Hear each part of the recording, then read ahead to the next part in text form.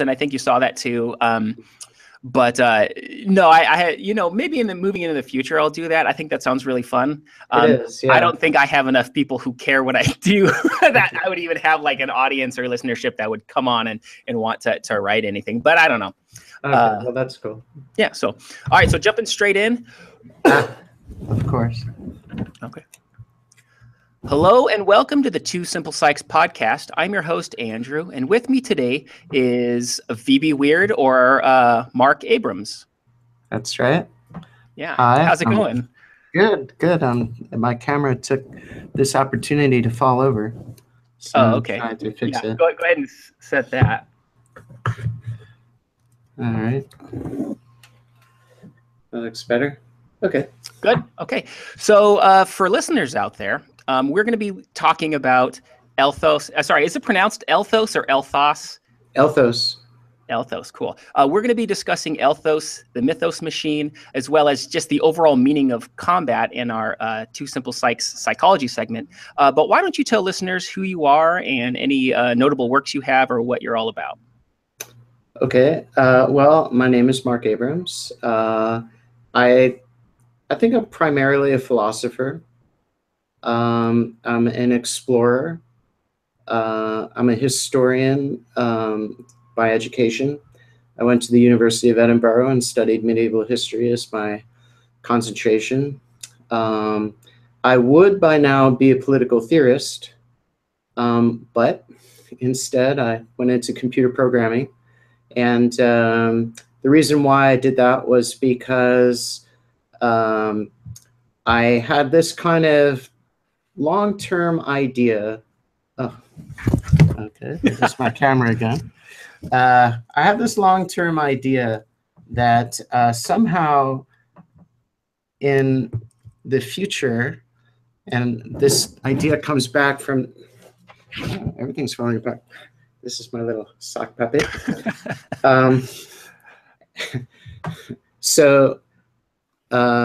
Yeah. So let me step back for a second and explain where this idea originally came from. So back in 1978, I got involved with Dungeons and Dragons, and all the games masters in my town were homebrew specialists. And the rule in the town was you can be a games master, but if you're a games master, you have to create your own system. And so everybody was anti-Gygax, and we all started out with the same viewpoint, which was we don't want to use Gygax for our rules because we had a couple of different reasons, but they kind of made sense to us. One, we noticed right away, rules lawyering. And we're like, how do you stop rules lawyering? Have your own rules. So we all went down that road. And so, we started out with Men in Magic and used that as a base. And I had my own rules and my friends had their own rules. And I was very happily going along games mastering for a number of years until about 1980 or so. And I was talking with a friend of mine, David, and I said, why isn't there a computer program that helps us to games master? I mean, you would think that that would be just so obvious a need because we're all sitting there number crunching all the time. And that's what computers are good for. So why don't we have a number cruncher for us? And, we were all like, yeah, exactly. That's definitely coming down the pike. I mean, we expected it any day. We were like, okay, and the computer program is here. Not yet. Okay, and next year, and next year, and next year, and so on. And then I went to college for a year, and I dropped out. And I traveled around, hitchhiking around the country and wherever I could get to around the world for roughly, overall, including everything, about 10 years. And I did art, I did poetry, and I did a lot, surprisingly, a lot of reading of medieval history. And I started out with Tristan and Isolde, which was given to me by this very mystical Japanese German royal family descendant. Okay. Named Count Lohengrin VIII. And he was an amazing person. We had amazing adventures. And one of the things that he did, a gift that he gave me, was Tristan and Isolde. And he said, I give this to you as my gift. And he said, if you like this, at the end, there's a bibliography, find the next one and read that. And I did. And over the 10 years, I did what amounted to a massive independent studies in medieval literature. And then I went on to classical literature and so on. And then I got into history. And so after the 10 years, I went to the University of Edinburgh. And well, that was one of my 4 years. I actually went to the University of Maine, but one of my 4 years was at the University of Edinburgh, where I studied history and medieval concentration. So I get out of school and I'm looking around and my teacher is saying, I've got an in for you to go directly into the political theory PhD program. You know, skip the master's, go right in. I went to the school, shook hands with the dean. He's like, yes, you're in. And everything looked good, except my mom insisted that I do some research on what the odds are, because remember, I'm 10 years behind the 8 ball here. So she's like, well, you better do some research and find out what the odds of success are in political theory. You know, can you get a job? Can you make a living? You're 10 years behind the 8 ball. Better take a look. So I did. I called pretty much all of the major universities that were, you know, political theory centers, and they all gave me the same exact answer, which was you have a 50-50 chance of making it to 3 years in this career before dropping out. And then beyond that, you have a 50-50 chance of making it to a tenured position.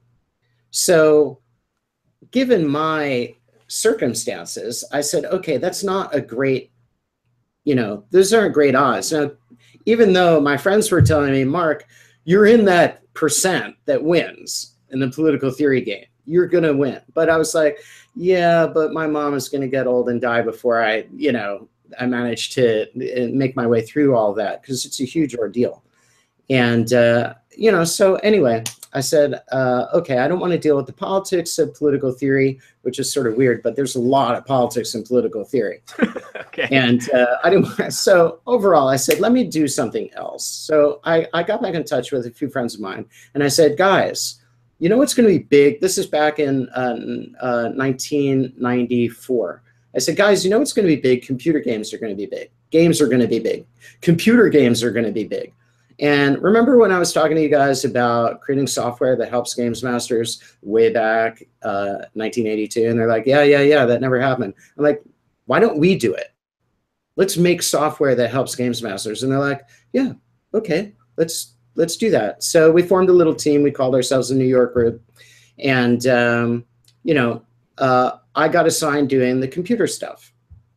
And one of my friends was, you know, a computer guy, and David Kahn, and who I will say passed away not long ago. And so I just want to, you know, take a moment of silence to think about him for a moment and thank him, because he was a great mentor for me and a real, you know, a real true friend, and really set me on a path in life. So he took me under his wing, and he taught me computers. And so I got started, and I started working on my program, which has eventually evolved. Now, we're going back to 1994 here. So you can tell right away, I'm a super amazing slowpoke. So hold on, let me stop you. When you're saying you were working on your project, are you referring to Elthos, or are you talking about the Mythos machine? Because it sounds like what you're describing there is the software that's in beta right now. Is that what you're referring to, or are you talking about the game system itself? Okay, so let's step back. 1978, Elthos is born. I'm a games master. I create Elthos. And it was a comprehensive system. So it had 10 requisites, and it had hit points and mystic points. Yeah, actually at the time it was mana points and grace points. So mana points for magic users, grace points for clerics, fatigue points. And it was this complex system, but I liked it a lot. I felt it was nicely balanced. And, you know, each class, each primary, you know, thief, fighter, magic user, cleric had their own major hit point things. So, you know, fighters were focused on, you know, hit points, thieves on fatigue points, and so on. Magic users on mana points, you know, grace points for clerics, whatever. And the whole system really worked very nicely for me. And I games mastered it with it for years and years and years, and had, you know, excellent experiences. So and I'm going to anticipate a question that you asked me, you know, in the primer, in the primer, which is what changed. So I'm just going to jump to that for a second. What changed was in 2006, I decided I'm going to distill this system down to its most basic components. And I called it the one die system. Yeah. And I did that on behalf of the Literary Role-Playing Game Society, which is another organization that I founded back in 2006. And we wanted to be able to sit in the local pub and surreptitiously talk about and play role-playing games. And so I came up with this one die system because it only used one 6-sided die. And we didn't need a lot of books or anything. And we could just surreptitiously roll the die on the table and experiment with games master theory, you know, with ideas about, you know, techniques of games mastering. So I came up with this 1-die-6 system. Now, meanwhile, between when I went to college and graduated, so we're talking 1994 and 2006, I had decided to get into programming. So David brought me under his wing, taught me programming, and then I started working on an application to help games masters, and I imbued that program with my Elthos rules system. So Elthos is my world. It's my rules system. So both, and they're kind of independent from each other in a way. So the rule system I designed so it could be used for any world, because I had a lot of different ideas for worlds. As it turned out, I stuck with one world because that world really was fascinating to me. But I originally created it for lots of other worlds. When I started programming the system, I said, okay, I want to allow other games masters to create their own worlds. So I used the Elthos rules, which were ideally suited for that. And I created an application in Visual Basic 6, which was wonderful. It was great. It was super. But it was also incredibly buggy because we're talking about VB. And it was a weird language, which is where I got my weird VB weird name. And so what happened was between 94 and 2000, I created this VB application, which I have. It works, you know, to a certain degree. It's buggy, but it works. And it's a great application. It's amazing. And it uses my original Elthos rules, the one with the 10 requisites and all this. In 2006, when I was working with the Literary Role-Playing Game Society, I created this mini system, and I said, you know, I'm a professional programmer, and this mini system is ideal for programming. It's a beautiful system to program. It's very centralized, modularized, and while my original rules were also the same design, this is only distilled, and it just turned out, I would say it was luck, that originally my original rule system was designed to be modularized and therefore easy to program. But when I designed it, I didn't have any thought of ever programming this thing. But what I did think was, you know, I'm looking at rule books. So I'm looking at Men in Magic, and we're looking ahead, and I'm sitting with my friend Eric, and we're talking about the future of role-playing games. This is back in 1978. And one of the other reasons that we decided to be homebrew specialists was because we looked ahead and we said, wait, TSR's business model is sell rule books. What do you think is going to happen? They're going to create new rules, and then they're going to sell them. And every time they create new rules, our worlds are going to have to go into these gyrations to deal with incorporating the new rules. And these magic items will no longer be valid, and this thing doesn't have, but now we have to deal with, we didn't want that. We wanted longevity. I wanted a longevity system for myself, so I created my own system. So that was another reason why we went with our homebrew strategy. So I created the VB application. In 2006, I said, okay, I have this beautiful mini system. And so I started programming that, and that is the Mythos machine. So okay. The mini system is what the Mythos machine is based on. Okay, so let's take a step back and let's unpack it a little bit as far as what is like your elevator pitch for what Elthos is. So if somebody has never heard of it, you know, let's say you meet them on an elevator, you only have like 4 floors to like sell your pitch to them. pretend that's me. I meet you. You say you have this game. How do you interest me in it? Okay, first thing I do is I hit the emergency button on the elevator. That might be illegal, but all right. It's okay because this is important. Yeah, I hit the emergency button. That's the kind of man I want to listen to. Okay. Okay. Now this is important. So, okay. But it cannot be explained in 30 seconds. Okay. It is impossible. It is too big. It really is. It's too big a concept to explain in 30 seconds. So that's my first thing to say about it. I will tell you that as briefly as possible, it's a rule system that is based on this 1-die-6 system, which is designed to be lightweight. It's designed to allow games masters to create their own worlds. And it's a fast play, tiny numbers math system. So it's very light on the brain. It takes very little brain power to operate the system, which is one of the reasons I like it. 2, the Mythos machine is the web application that supports the Elthos RPG Games Master. It's a prep tool. It's not a virtual tabletop. It doesn't do the mapping. It doesn't do, but what it does is it helps you to build worlds. It helps you to organize those worlds, create campaigns, adventures, places in those worlds. It helps you to manage characters. It lets your players log on to the web and go to the website and create their characters, pick their weapons and their armor. And significantly, it does all the number crunching. So it makes the easy, lightweight Elthos role-playing game system even lighter by doing the number crunching.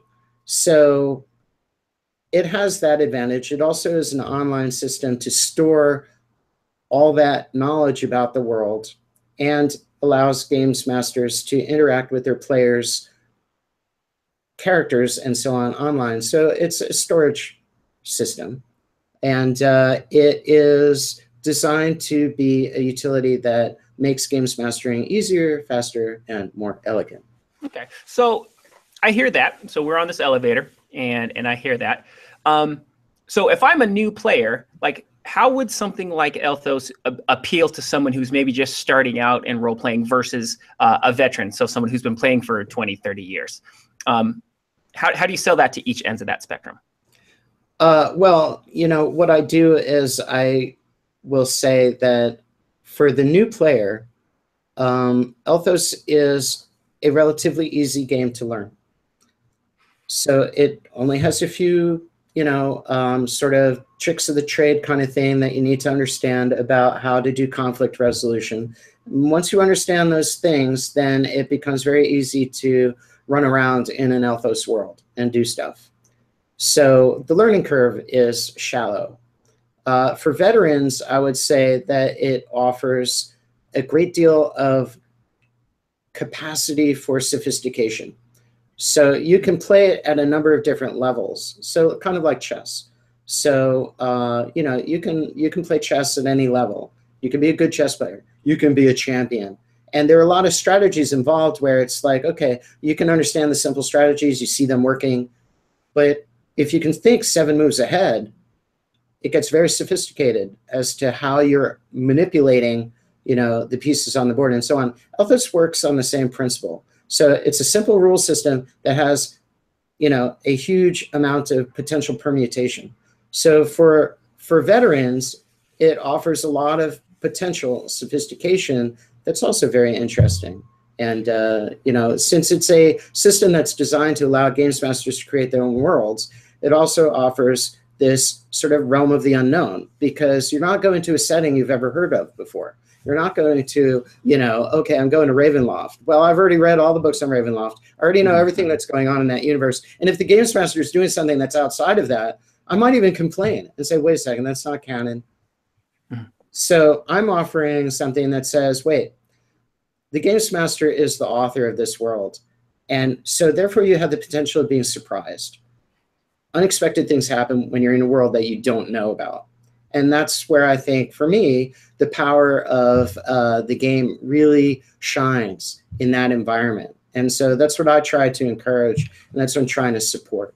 Sure. So when you say something like this system allows you to build a world, what do you mean mechanically supports that? So the Mythos machine is the world builder tool.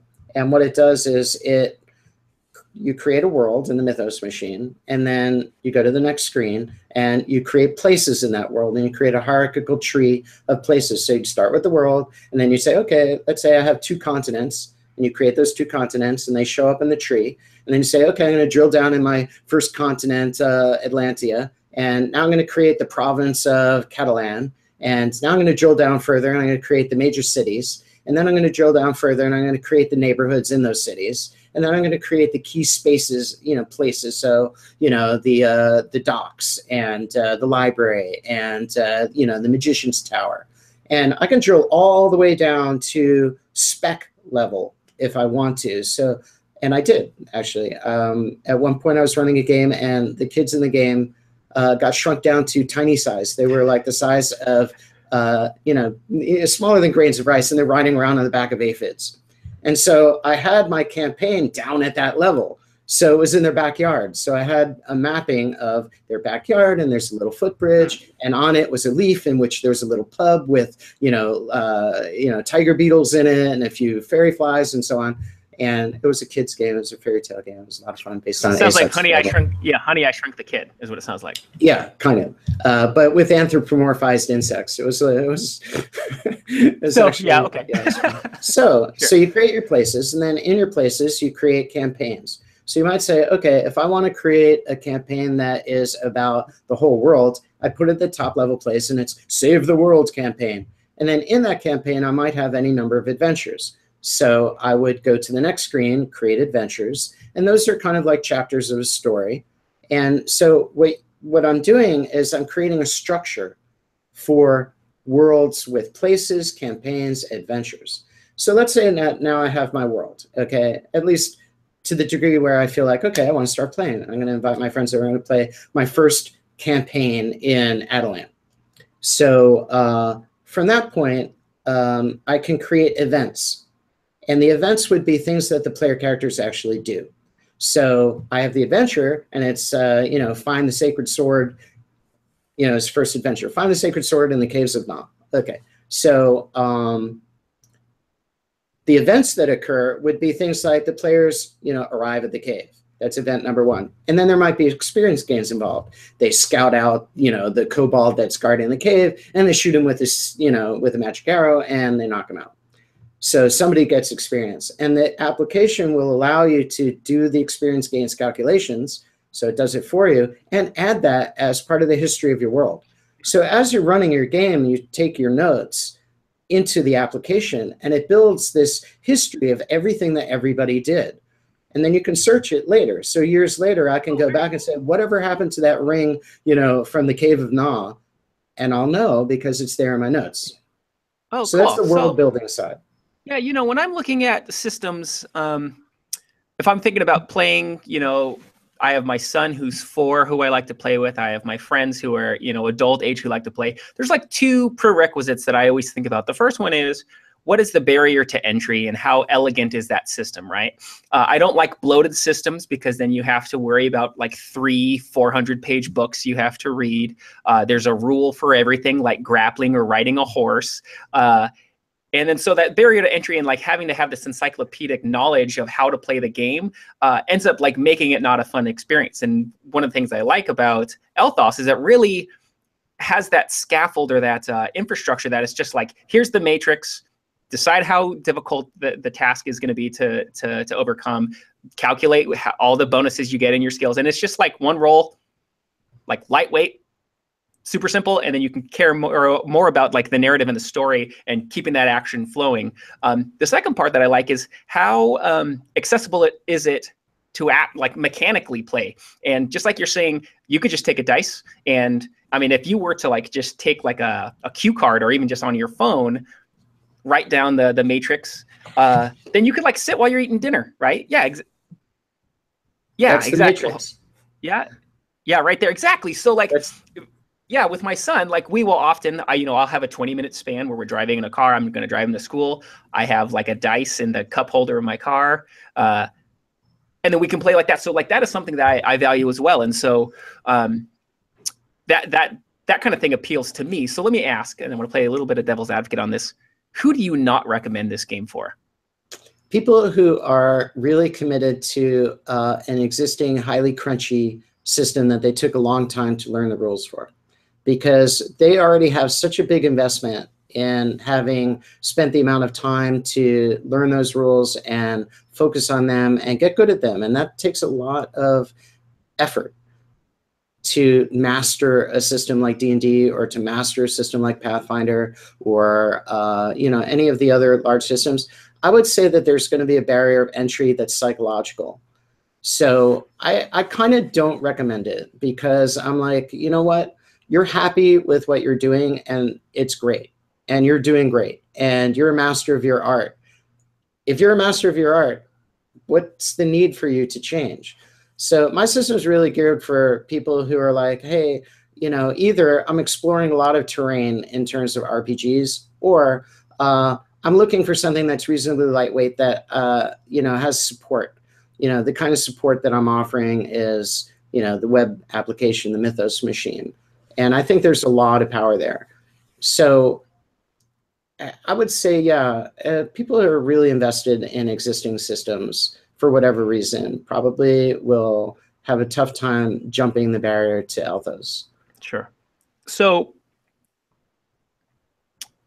when it comes to a system that is, I dare I say, like agnostic, what kind of play experiences do you think Elthos cultivate, right? Because it's not really predicated on a specific genre. I mean, it's modular in that you could just take this infrastructure and do steampunk or classic like fantasy. What kind of experiences do you think come out of a system like this? Well, I think the experience is more in relation to the style of play that it cultivates, rather than genre related.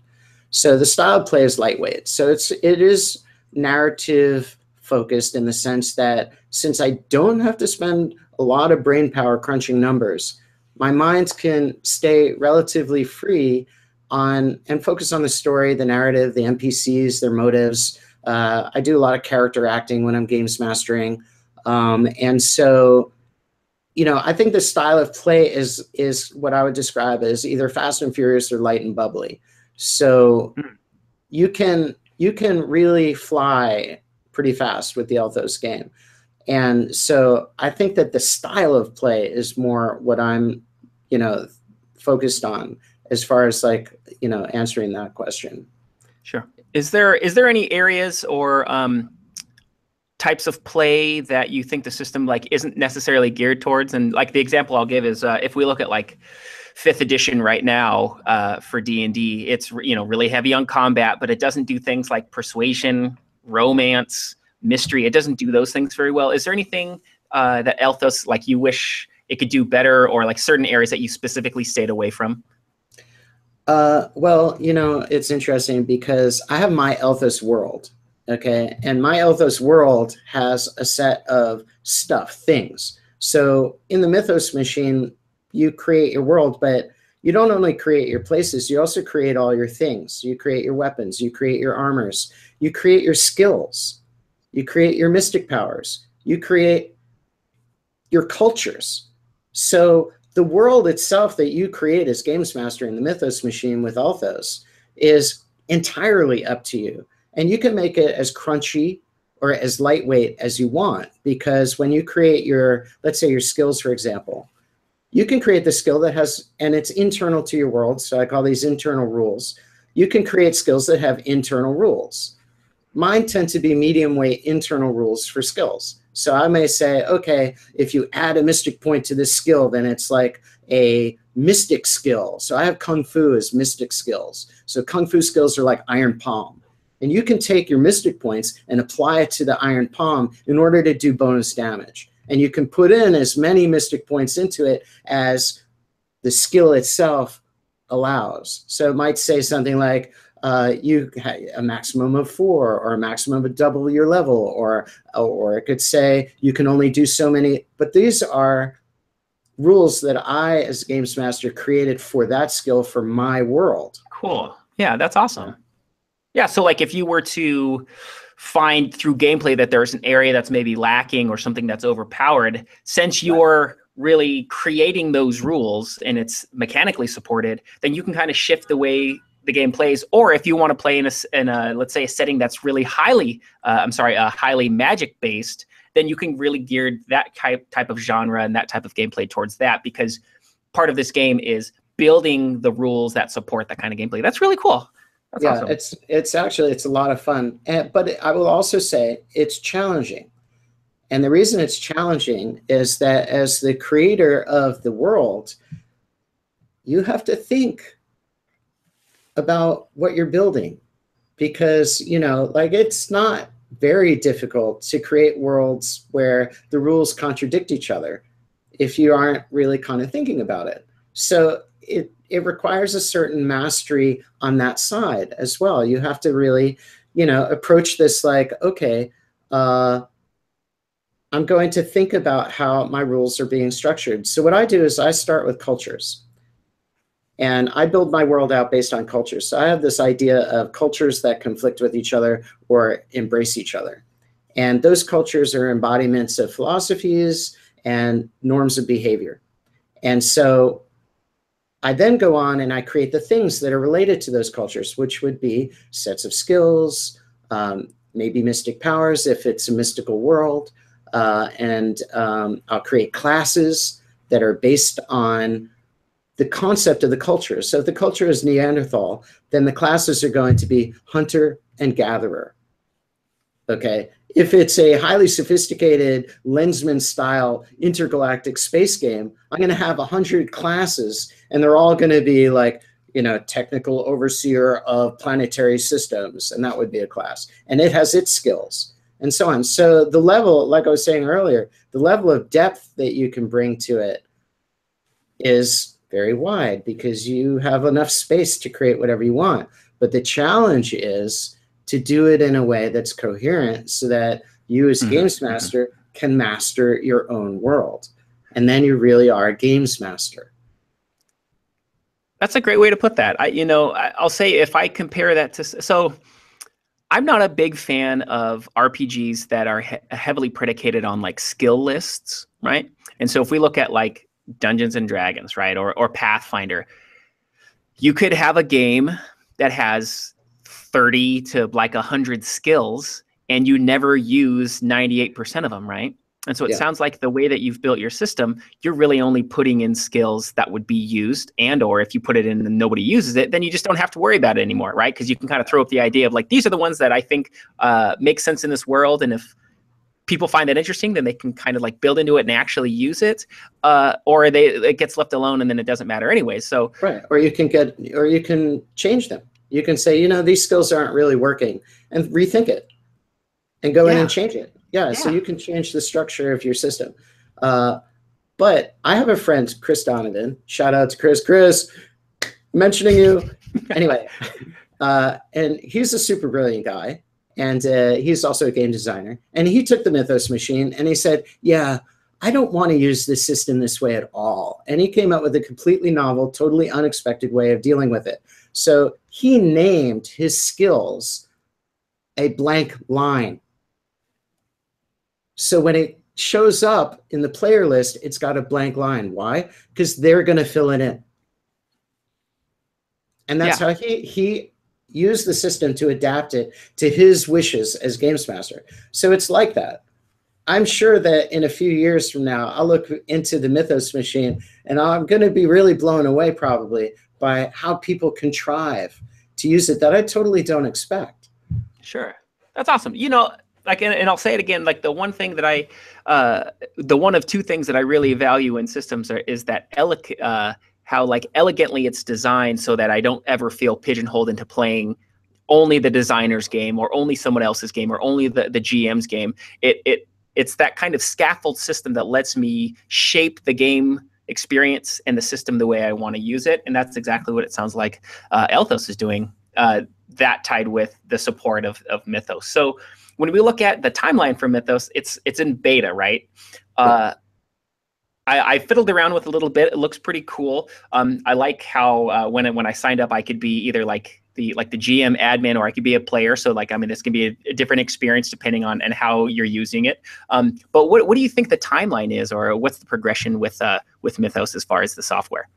Well, you know, I'm going to be totally frank with you. I do not have an actual timeline for the beta. It depends a lot on the feedback that I get.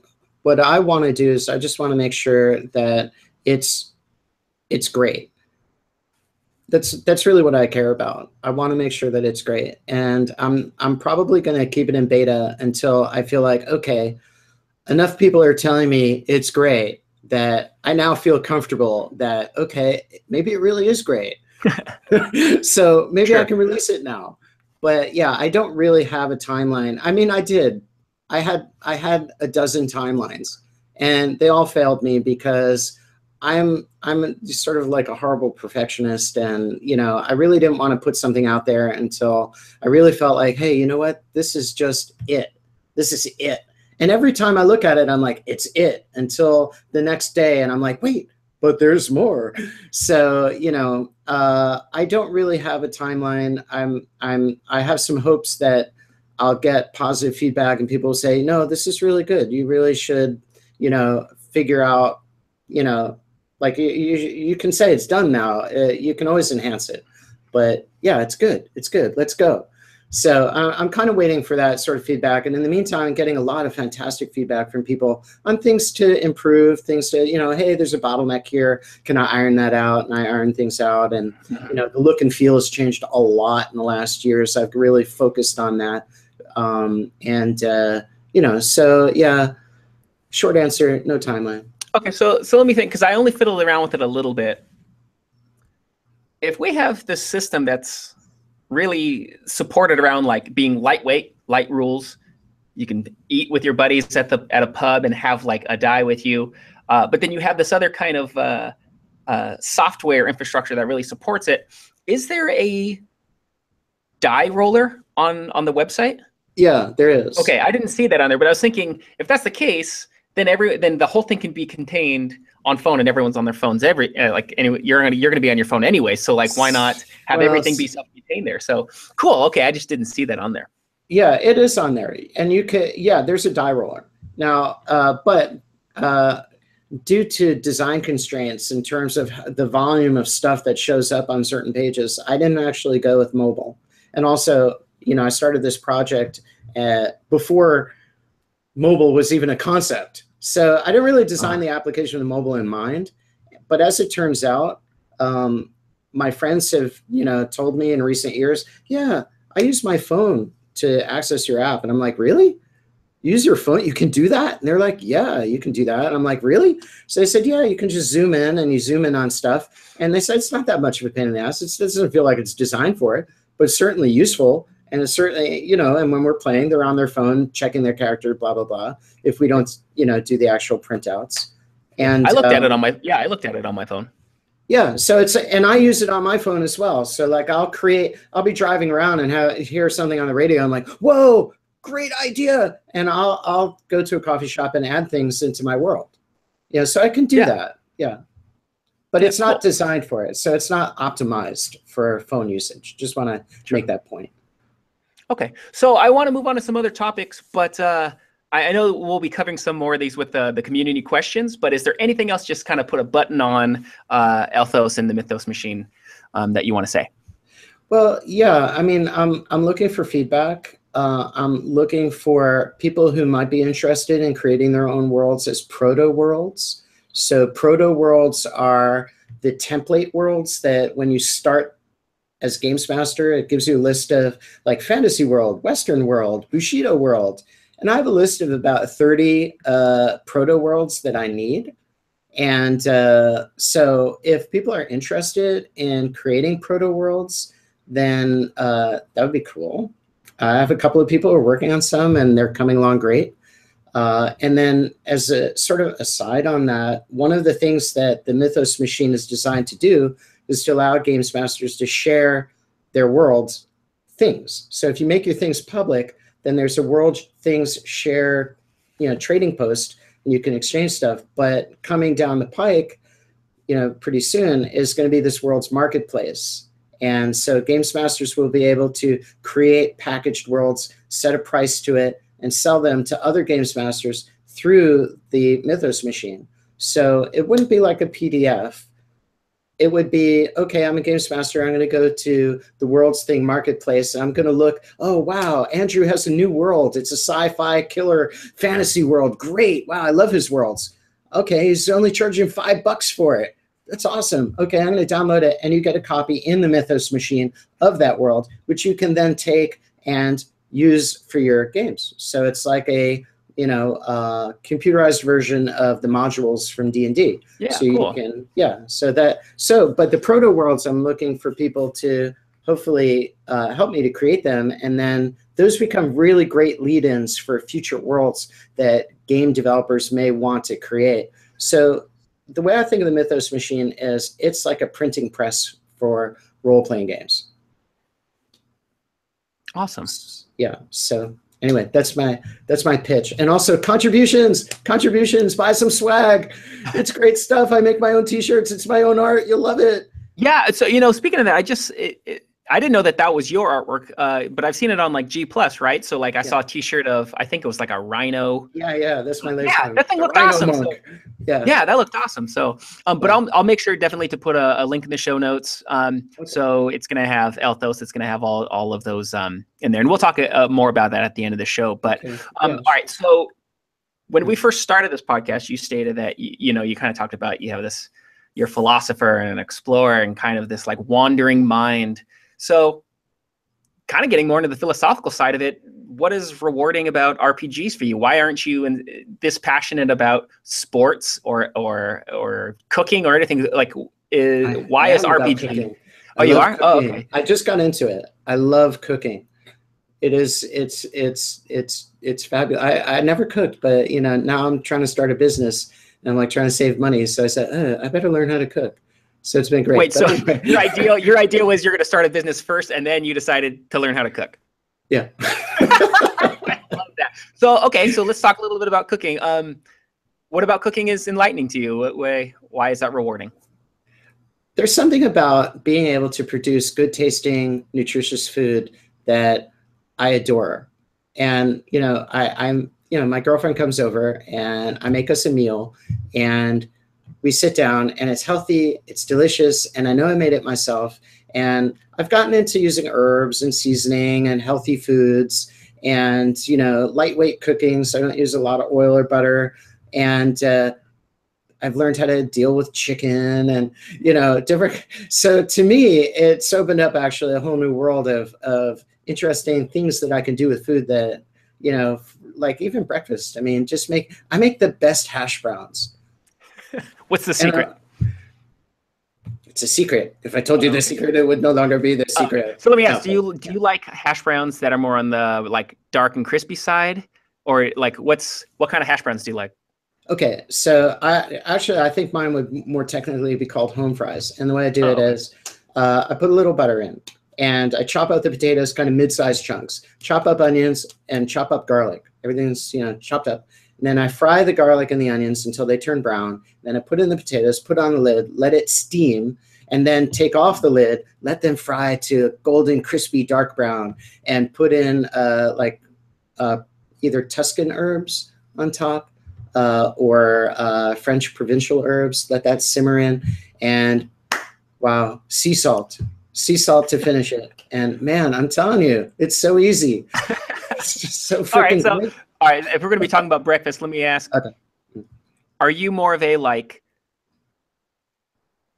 crispy bacon? Are you more of like a soft bacon? What kind of bacon? Crispy, man, crispy. Like even almost like to the burnt side? Or no? Crunchy. I like crunchy. Yeah, crunchy, but not burnt, no.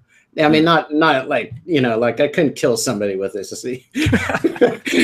Well, you never know when you might need that. So, okay, but so it's interesting to hear you say that and talk about cooking that way, because I'm willing to bet if I ask you the similar questions about RPGs, it's going to be kind of the same kind of answer, right? It's you've taken this critical evaluation of what is enlightening about cooking, and so I'm going to ask you now, what is rewarding about RPGs?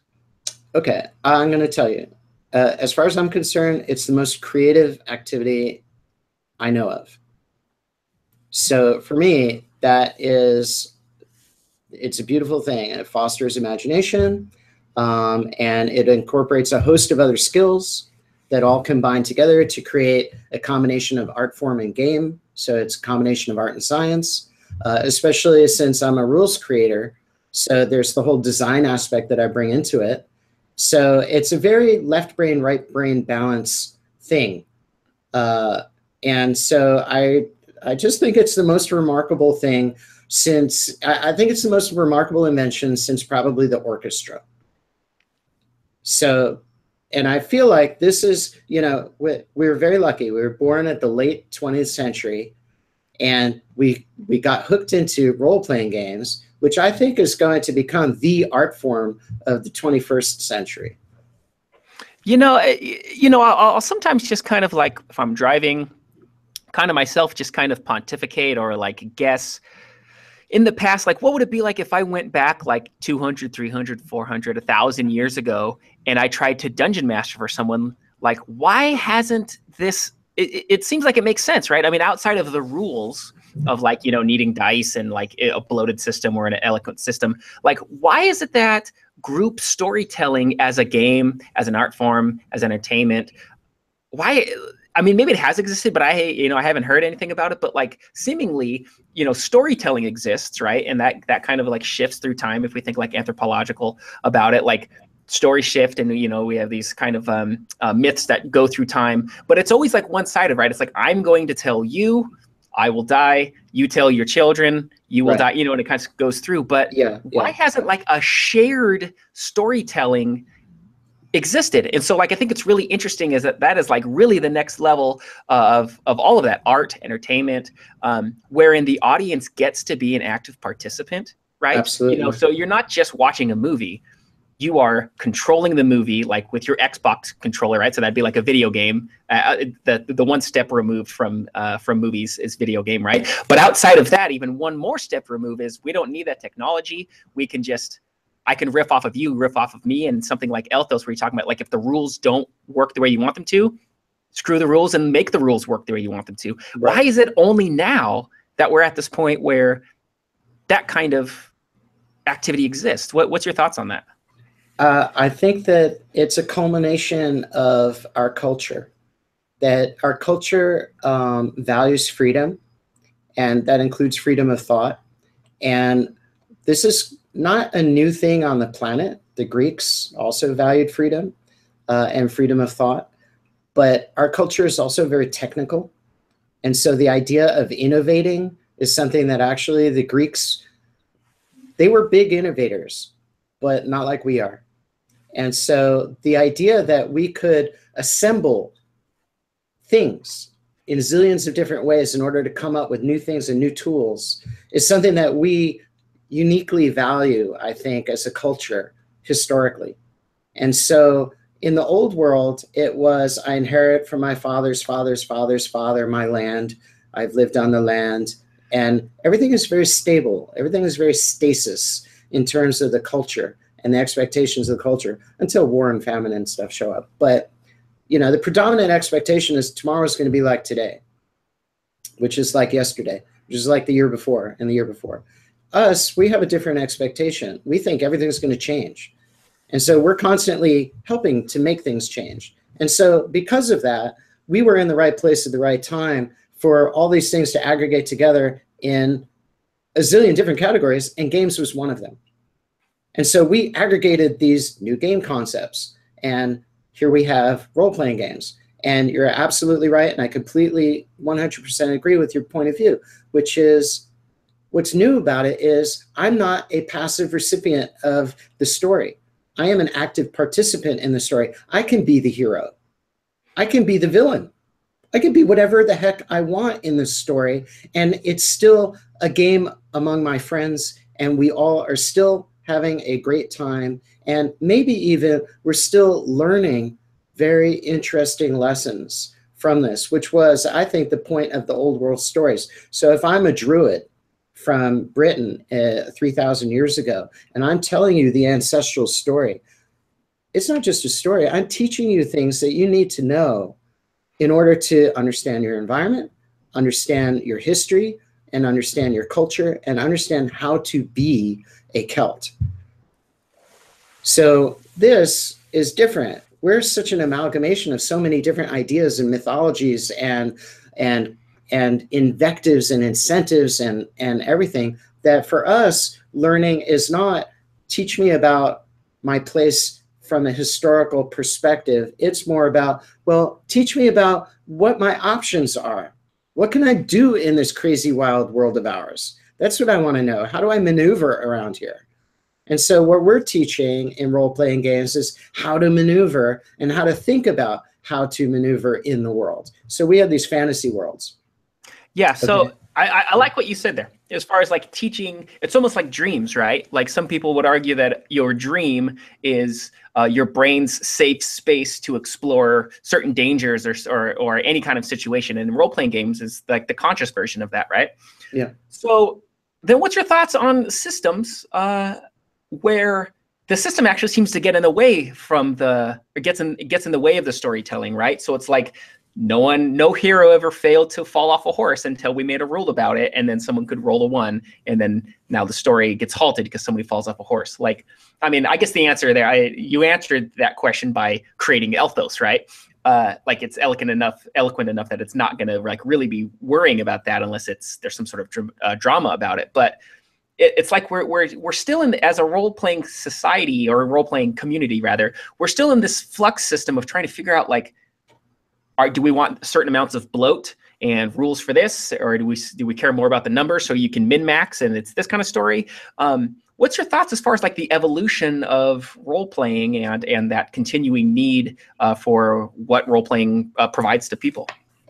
Yeah, so I think that the role-playing game community can be divided into two camps, two somewhat antagonistic camps, as it turns out, unnecessarily, and in my opinion, somewhat unfortunately.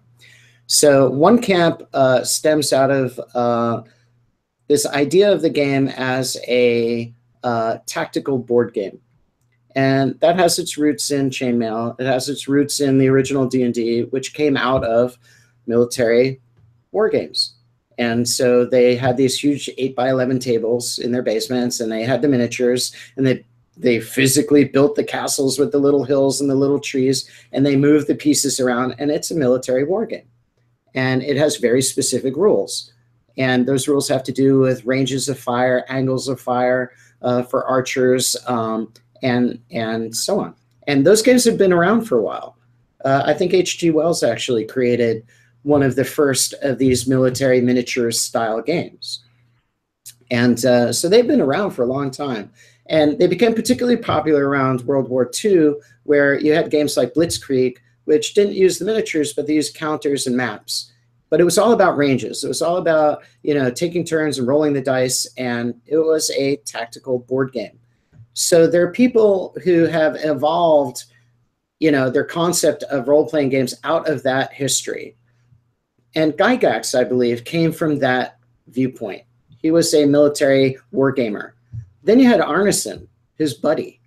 So we had these left-right brain things going on in the initial creation of D&D. And so Arneson was more of a story guy. I mean, he came up with Blackmore and all those crazy tables of his with, the mutant eyes, the silver eyes, and, like all these things, these story elements. So, and they fused them into one game, Dungeons and Dragons. And Arneson had his view on how it should be played and what the focus should be. So both of them were storytellers. Both of them were tactical board gamers. But Arneson was more oriented on the story side, and Gygax, I believe, was more oriented on the tactical wargame side.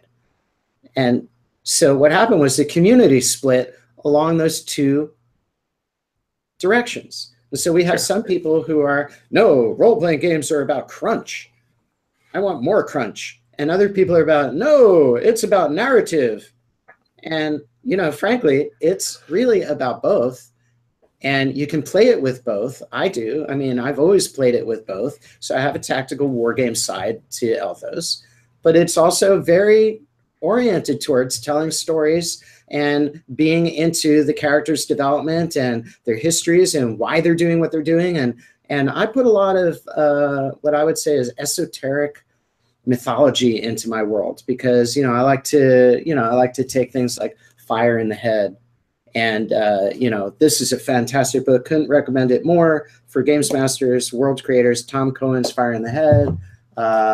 Things like Lord Dunsany, love Lord Dunsany, and so on.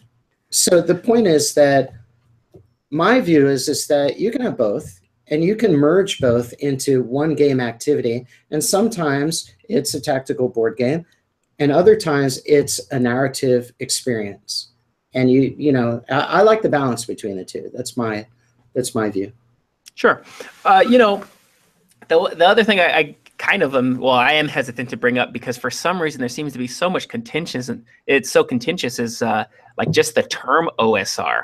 Oh man, like, I mean, if you see any forum, I would say that in our community, there's nothing that causes more of a grognard, yeasty fight than what is OSR, which games count as OSR. Like, and to me, it's almost like, why are we even fighting amongst ourselves as to what OSR is, when ultimately, if there was some sort of operational definition as to what it was, then the conversation would be over. And then, you know, we're not any better for it. So why are we even discussing it? And why am I even discussing it now? Like, do you do you have any thoughts on OSR and anything you want to share with that? Well, first, I'm going to preface what I would like to say by saying that no matter what I say, I'm about to make enemies. Yeah.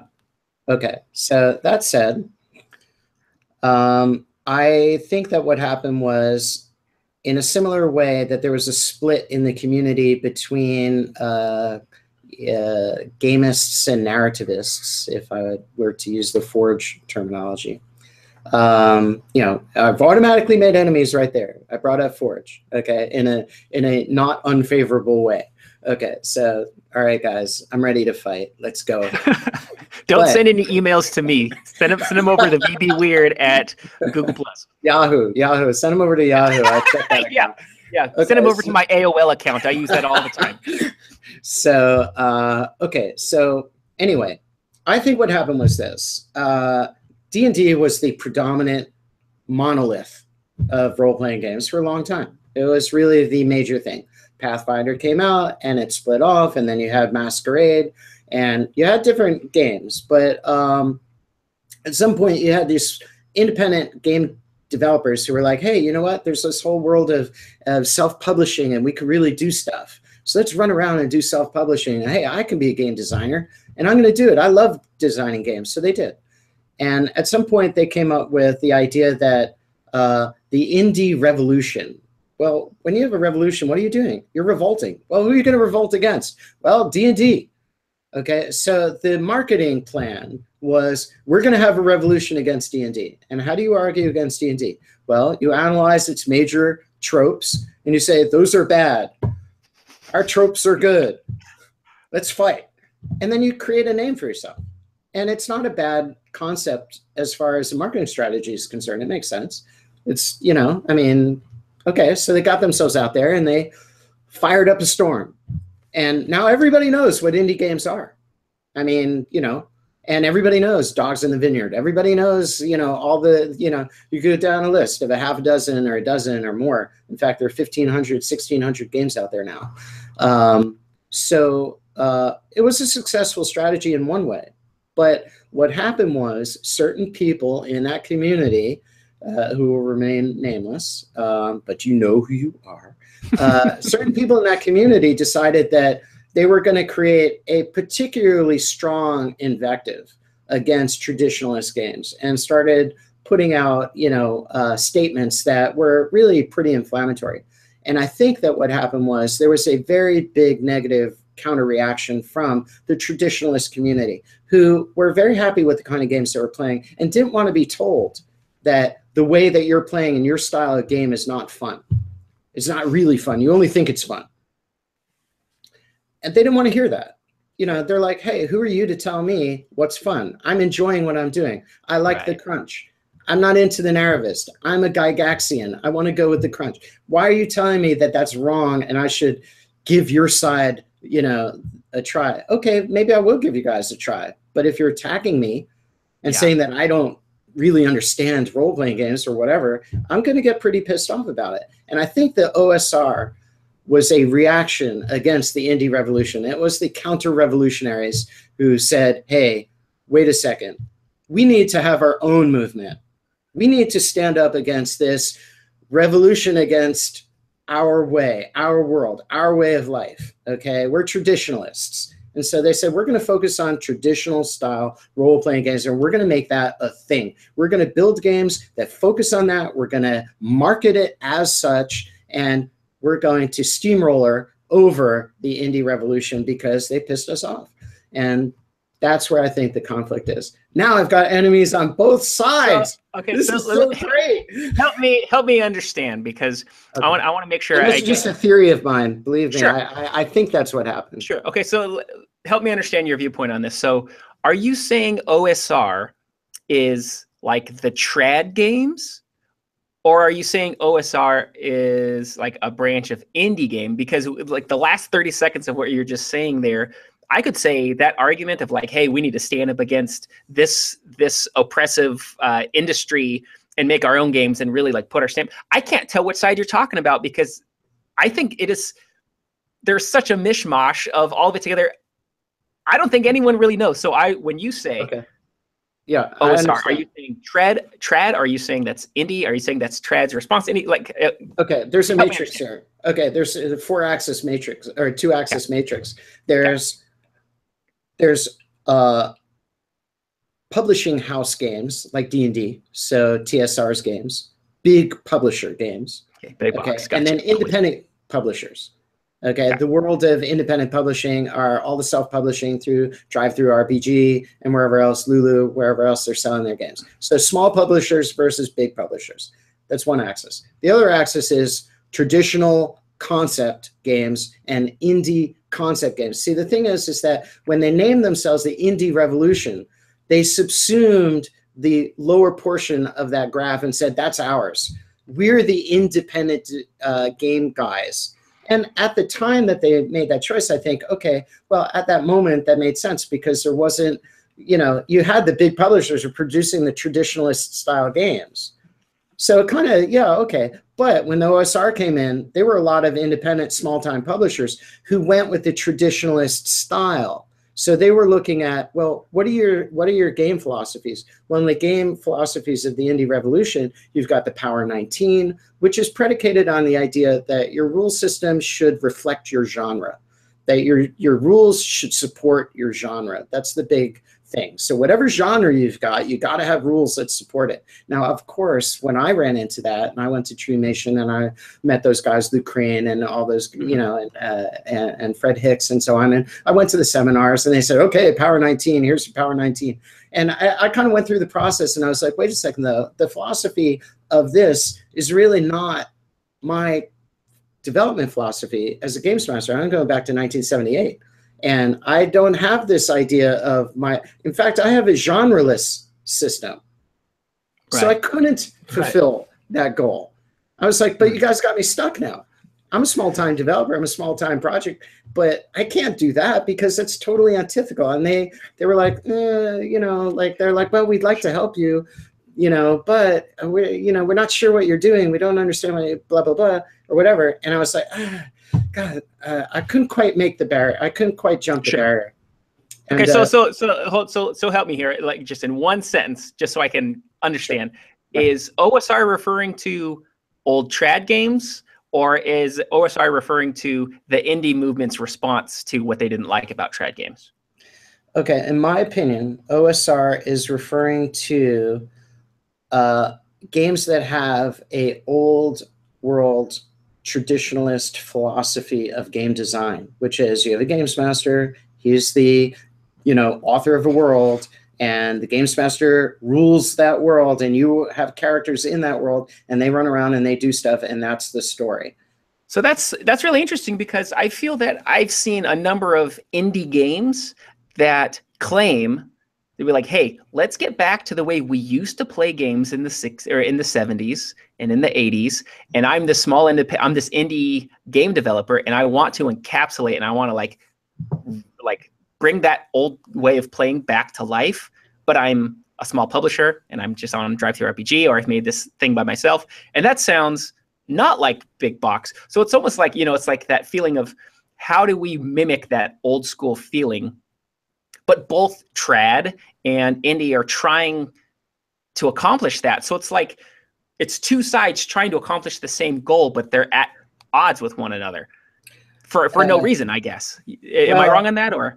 I don't know. I mean, I don't think it's for no reason. I think that originally the Indie Revolution game concepts were anti-traditionalist. So they went after concepts like having a games master. So a lot of indie games came out and said, yeah, having a games master is bad. You should not have a games master. You should have, a lot of player agency. So what is player agency? Player agency is where players get to decide things about the world. So, okay, and I'm not going to say there's anything wrong with that. I'm just going to say that that is a different style of play. It's a different style of play than traditionalist style. And so in my understanding, and, one thing we have to take into account here is that there's a lot of different factions and sub-factions within the factions. So if we go to the OSR and we say, okay, we have a room full of OSR guys, and we say, what is OSR? We're going to get a huge fight because it's not a cohesive, finely tuned concept. It's a lot of opinions that are leaning in a certain direction and that have and it's a response to, and same way, if we go over to the indie room and we shout, what are indie games? We're going to get a lot of different responses. Right. So that's a thing. It's a very messy situation. So we just have to look at it and say, okay, look, you know what? We're all into role-playing games. We all like these concepts, okay?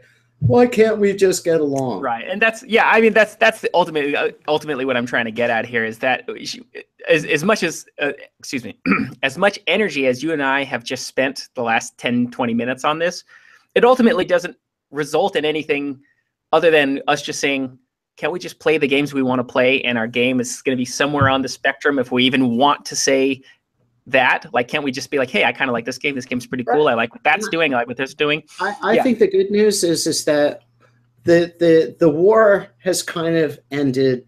The embers are still, kind of smoldering. But I kind of feel like, yeah, you know what? We've all sort of, to a large degree, come back to the center and realize, you know what? There's not really a big need for us to fight about this stuff. And I've seen that some people who are on the traditionalist side agree. And they say, you know what? There are some indie concepts that I like, and I pulled them into my game. And there are some indie guys who said, you know what? There's some traditionalist ideas that I like that I pulled into my game. And so we've come back, I think, much closer to the center than we were, let's say, 3 or 4 years ago, especially back in 2006 when I poked my head up and looked around. I was like, holy crap, there's live fire out here. Right. So then Elthos, is that OSR? No, don't answer. Don't. I'm joking. Don't answer. I don't want to know where you feel Elthos falls on that. So, okay. So, I mean, other than that, I think we can move towards the last segment here, or the latter segment here, which is the psychology of gaming. And I want to discuss an article that you posted, reposted from somebody named Cannibal Smiley from the RPG Net, called "Come to Think of It, Fuck Combat." Typically I would say, like, let's take a break. But if we're going to be looking at video on this, do you feel comfortable moving on? Do you want to stretch your legs? What do you want to do? Fine. I'm good. Okay.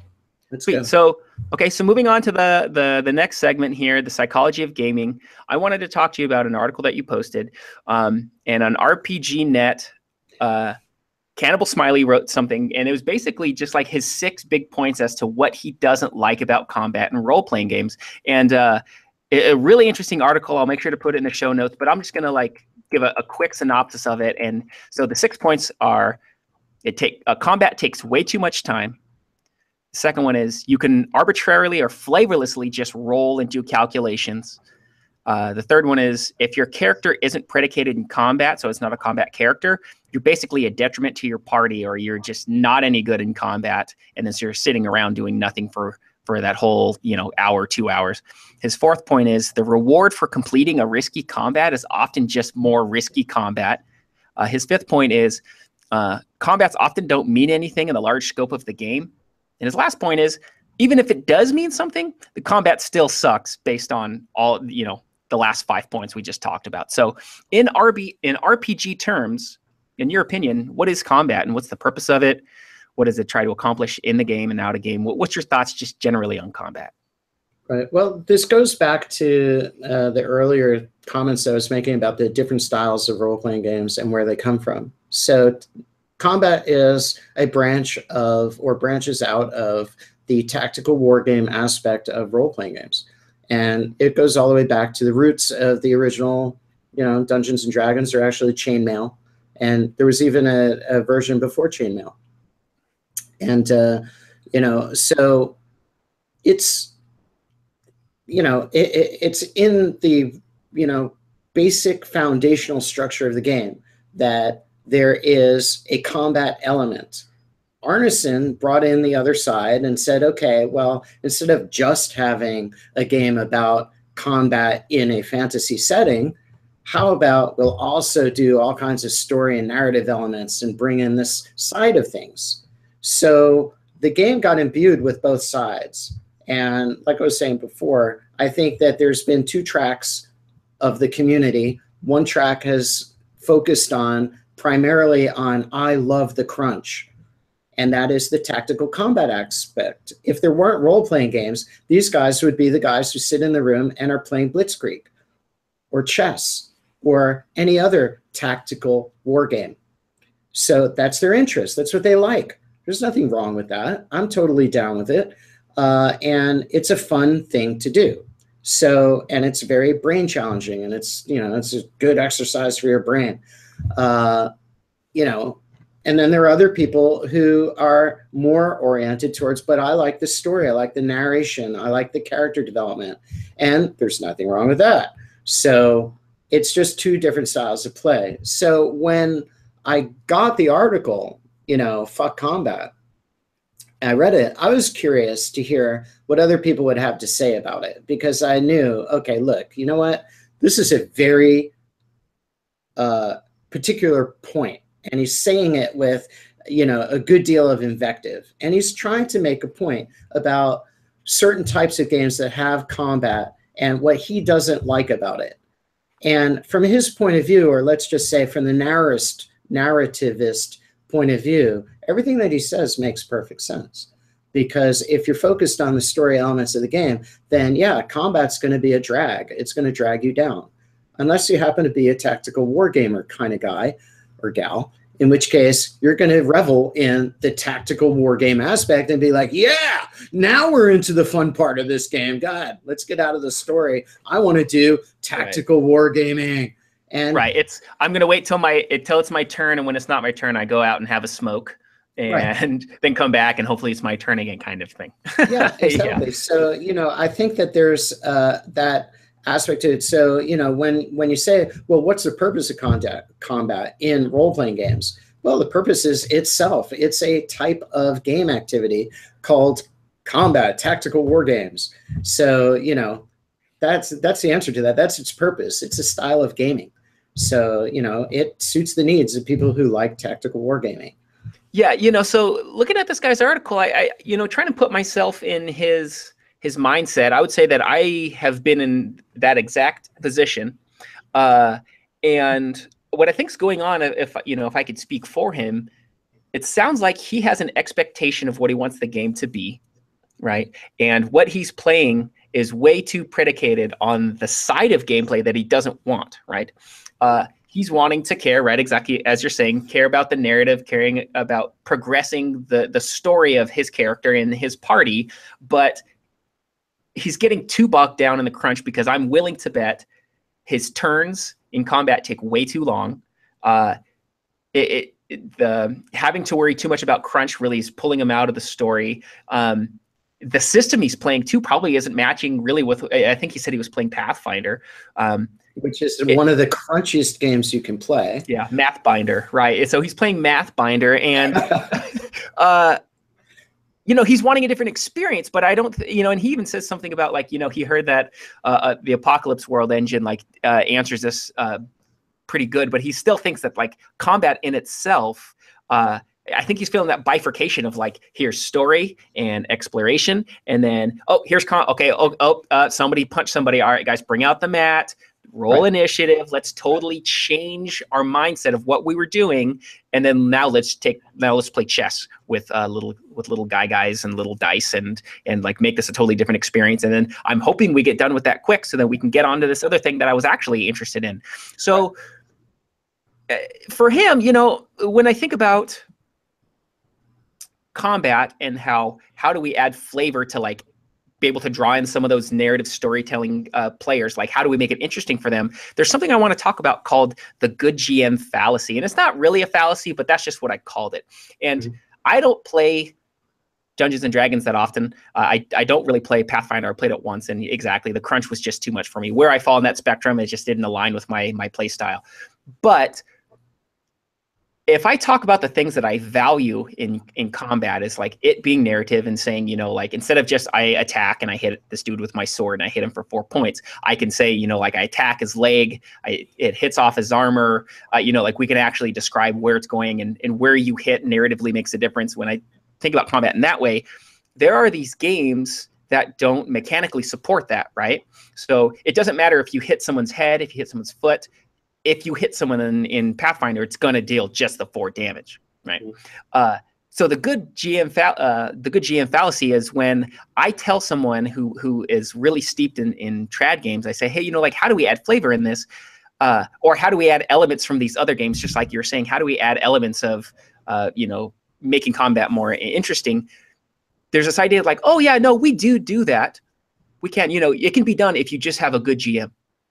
Well, my thoughts on that is that just there are some systems that just do not mechanically support certain types of gameplay, and no matter how good of a GM you are, the game still doesn't actually support that style of gameplay. So another example is if you want to do romance in D&D, like there's no role, there's no skill that really has to do with that. You have your charisma, but it's like intimidate, it's persuade and something else. But like those finer points of wanting to like explore those realms of role play really comes back to what we're talking about with like you have indie games, and you have trad games, and indie games get to be hyper focused on some of those points that we want to explore. But again, just like with this guy, Cannibal Smiley, it sounds like he wants to worry about more of those personal things, but he's just playing a game that does not mechanically support his play style. So like, what's your thoughts on that? Or have you been in a situation where you're trying to push genre or push certain kinds of things in gameplay, but it doesn't gel well with your players' expectations, or the game system just like didn't meet it? I know that you say that you typically play Elthos, and maybe this is a good plug for you to say that your system does all those things well. What's your thoughts? My system does all those things well. Actually, well, yeah, I mean, there is that point. Like, for example, let's say that I want to do romance. And if I think about it, okay, so look, what kind of skills are involved with romance, and what would I expect out of a romantic encounter? So I'm going to think that, okay, well, seduction might be a skill. Let's see. I don't know. Just worldliness might be a skill. Like, oh, I know which wine to order. I'm so sophisticated. Like, so there's a set of skills that in Elthos, I could add those as specific skills. So I could call that romance skills. And I could have a class that is the romancer class, let's say, theoretically. And, and I could have different classes along those lines. I could have the seducer. I could have the honest Joe. Some girls fall for the honest Joe, because he's a good guy and they're looking for steady and reliable. I could have a whole game based on the conflict between the seducer and honest Joe. And I could have girls play in that game, and it could be a fascinating experience. And I have a skill set in my Elthos game. Well, this wouldn't be Elthos. I might not do it in Elthos, but let's say in the Mythos machine, if I had a world, so let's call it Romance World. And I had skill sets that were related to the concepts of romance. So I could build it out, and I could games master a whole game that has no combat at all. That's all about the seducer and the honest Joe, and do they get the girls or don't they, and what do the girls think, and they have their skills, and they may also be seducers, they also may honest Jane, and so on. And you could build whole campaigns just based on, you know, Archie and Veronica scenarios. So yeah, I think that, you know, that side of it is definitely something that is really interesting, because when you think about this good GM fallacy, it really has to do with, and, you know, I'm going to step away from Elthos. I'm just going to talk generally. If you're games mastering, and you're games mastering, let's say, for example, Dungeons and Dragons version 1.0. Okay, so you're going back to 1974, and we're playing Dungeons and Dragons 1.0. Well, we've got a rock hard set of small pamphlet rules that don't have anything about romance in them at all. But I would bet that Arneson was very capable of producing perfectly romantic games, if he wanted to, out of D&D, because he just stepped aside from the rules. And I think that that's where the good games master comes in. If you want to focus on narrative, and you want to focus on character, and you want to focus on story, and it has to do with people's relationships, then the amount of die rolling that you need to do may or may not be, but it may be pretty minimal compared to combat. So you may be able to just step out of your I'm games master referee mode and go into your, okay, I am games master storyteller mode. And so I'm going to nuance and ambiance my way through this romantic encounter. And okay, and you have a handful of skills. So you mentioned charisma. Okay, well, we use your charisma requisite. Okay, we're going to roll anytime you try to do something to get the girl. We're going to use your charisma requisite as the basis for that roll. But I'm going to nuance the hell out of this thing from every angle that I can think of while I'm games mastering, so that it's not, I'm not stuck. Oh, there's no rule for that. Right. That's, in my mind, that's the good games master, the guy who can nuance the rules. And then, you know, now you're really a pro, because you're not glued to your ironclad rule system, but you know how to nuance your way through a game and an encounter. And so, to me, the games masters that I love the most were the ones who were the best at doing that aspect. So I totally agree with you, but I think it sends a clear message when, if we look at like the 3 rule books for D&D, and that's like somewhere around, like, I don't know, 900 pages when you add them all together or something like that. 90% of that is combat rules, is 90% of that's combat rules. And the rest of it is kind of just like exploration and maybe like a touch on like how to GM those kind of situations. A game, like, I guess I just have an issue when it seems like there is a clear message that a game wants to be something. But if you're a good GM, quote unquote, a good GM, then you can kind of turn the game into whatever you want, right? So then it's like, well, then why are you even playing that game? Why aren't you playing something else? Sure. But you could, because it's like anyone who tells their favorite stories of role playing, it's going to be the story, right? It's not going to be, it's going to be about the conquest or the combats that they just barely won, or how they like punched a god in the face, or they stole the princess or whatever. But that's all storytelling, right? Like they see the story in their brain. They're not thinking of the +3 they got, the +2, the +1, that minutia, even if it's that got them there. So, but like, why is it that there isn't more in the rules that helps facilitate that kind of gameplay, when ultimately we have a role-playing game that gets sold as, you can do anything you want in this game. You can really try anything that you want to accomplish. You get to play a role. It's fantastic. And you get to kind of go off and see if you get to be successful. And it gets to be this real whirlwind adventure. But really, 90% of this book is combat. Like, does that, I don't know, does that make sense? Like, why aren't we questioning that more? I would say that the reason for that is we're in the infancy of role-playing games. I think we're going to be in the infancy of role-playing games for the next 50 to 100 years. And so where we started out 30 plus years ago, was miniatures-based tactical war games.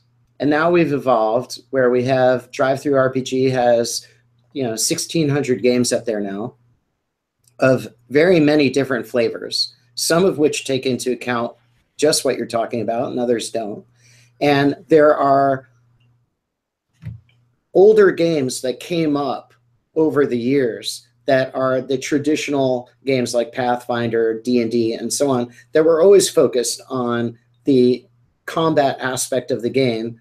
And their philosophy was Arnesian, in the sense that when I was talking about Arneson sidestepping the rules and going on the side to do the narrative part of the game, that's their expectation. So the rule book is about the combat aspect of the game.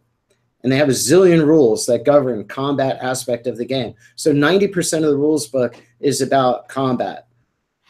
But there's an expectation underneath that, that if you are a narrativist games master with narrativist friends playing this combat game, so let's just say, Mathbinder, then you are allowed and anticipated to do the Arneson style, which is sidestep all those rules. And now you're in the freeform style of games mastering where, none of those rules apply.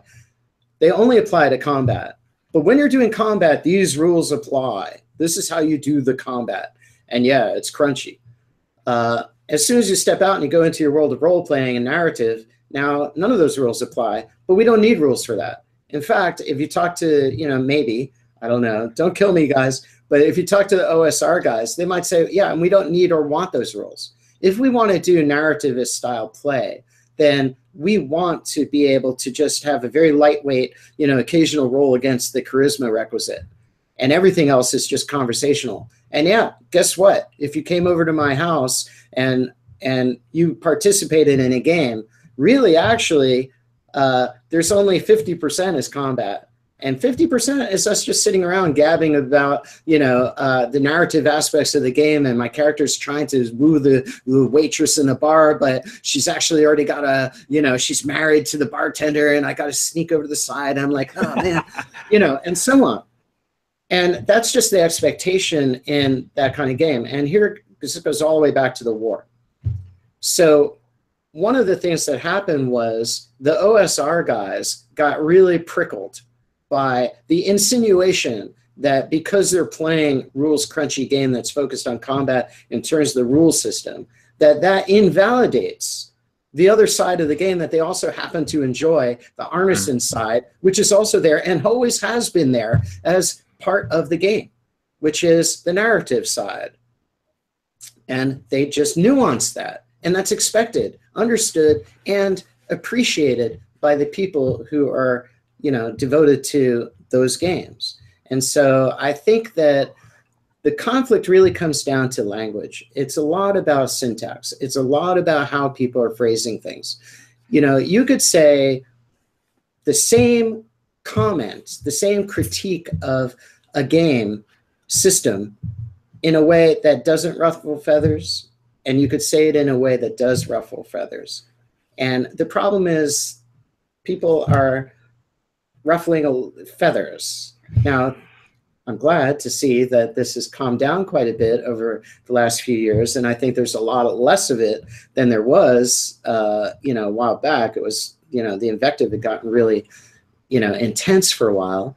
I think that's really what it comes down to me. Okay, so I think that's a perfect lead, and I want to read what you posted, and I think there's just like 2 or 3 bullet points, but I want to read this and then kind of get your thoughts if you have any lead up, Sure. if you want to elaborate on this. So you posted the article about, forget combat, combat sucks.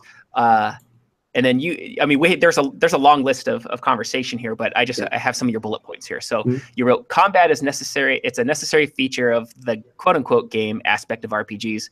They came out of war games. We've already discussed that. The thing about combat, from my point of view as a GM, is that without the rules, it becomes let's just pretend, which I wouldn't mind, except that in those cases, you can't really let the player character get killed without somebody saying, oh, dude, we're storytelling. That's totally unfair. So players feel that they can do no wrong in these times. So if you're just storytelling, you really can't let the player die, right? That doesn't seem fair. And the last one is excitement comes from meaningful risks, and that requires a threat of death. So what's kind of your closing thoughts on that? Right. So yeah, and I have this red light, blue light concept for role-playing games for me. So when we're in combat, it's red light. The red light goes on, and it is a tactical war game. And the reason that there's a tactical war game is because the tactical war game is what makes it fair. Because when we're talking about players and characters, yeah, that's a good point. Yeah, and the characters who may get killed in this combat and the emotional investment that they may have in those characters, it puts a games master in a very precarious situation if you don't play by the rules. Because if you arbitrarily kill somebody, hey, you know what? You just killed off somebody's favorite character that they spent 4 years developing. If the dice kill them off according to the rules, everybody goes, ah! And then everybody goes, ha, ha, ha, ha! And then everybody rolls a new character, and then you keep going. If you don't play by the rules, then the character gets killed, then all kinds of, chaos erupts in the personal aspect of the game, where the player feels like, oh my God, you killed my character. Not that dice killed the character, not I played it badly, not, oh, I shouldn't have gone up those stairs because the range of my bow wasn't long enough and I didn't take that into account. In other words, my character was stupid. I didn't realize I was going to get killed. No, you killed my character. Well, that's very easy to happen in narrativist style combat, but not in technical combat. Yeah, without some sort of without the GM arbitrating to be out to kill your character, right? Because so I put a poll on G+ to see how many people have ever purposely killed a player out of real life anger. So you mean a have character, you ever killed? Don't you? You said player. What did I say? Yeah, you know what I mean. How many GMs have ever killed a character because of real life anger with a player? So have you ever done that? Have I killed a player character? Yeah, because you were angry with them. Anger. Yeah, they ate the last piece of pizza, or they were a jerk to you, or you didn't like them, so you're like, I'm going to kill your character secretly. Well, I'll put it this way: there have been players in my world, in my games over the years, and I've been games mastering for more than 30 years, who were sort of terrible to have around. They were, their characters did bad things. They cheated. They backstabbed other player characters, etc. Now, I personally don't recall ever actually having said, okay, I'm going to cheat and kill this guy off because I don't want him in my game. But I have not discouraged other player characters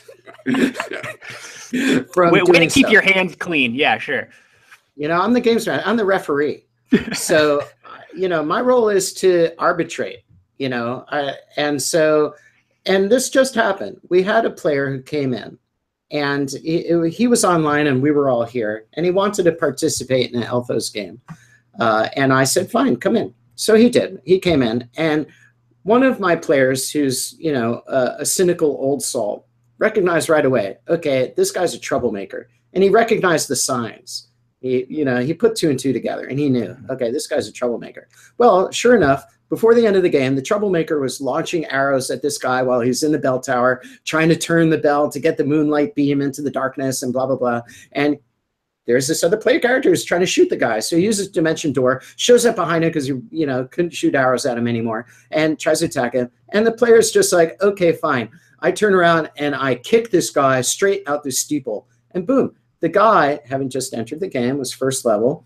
And, you know, I didn't think twice about the situation in the sense of, okay, I'm going to prep up for that. I didn't know what he was going to do.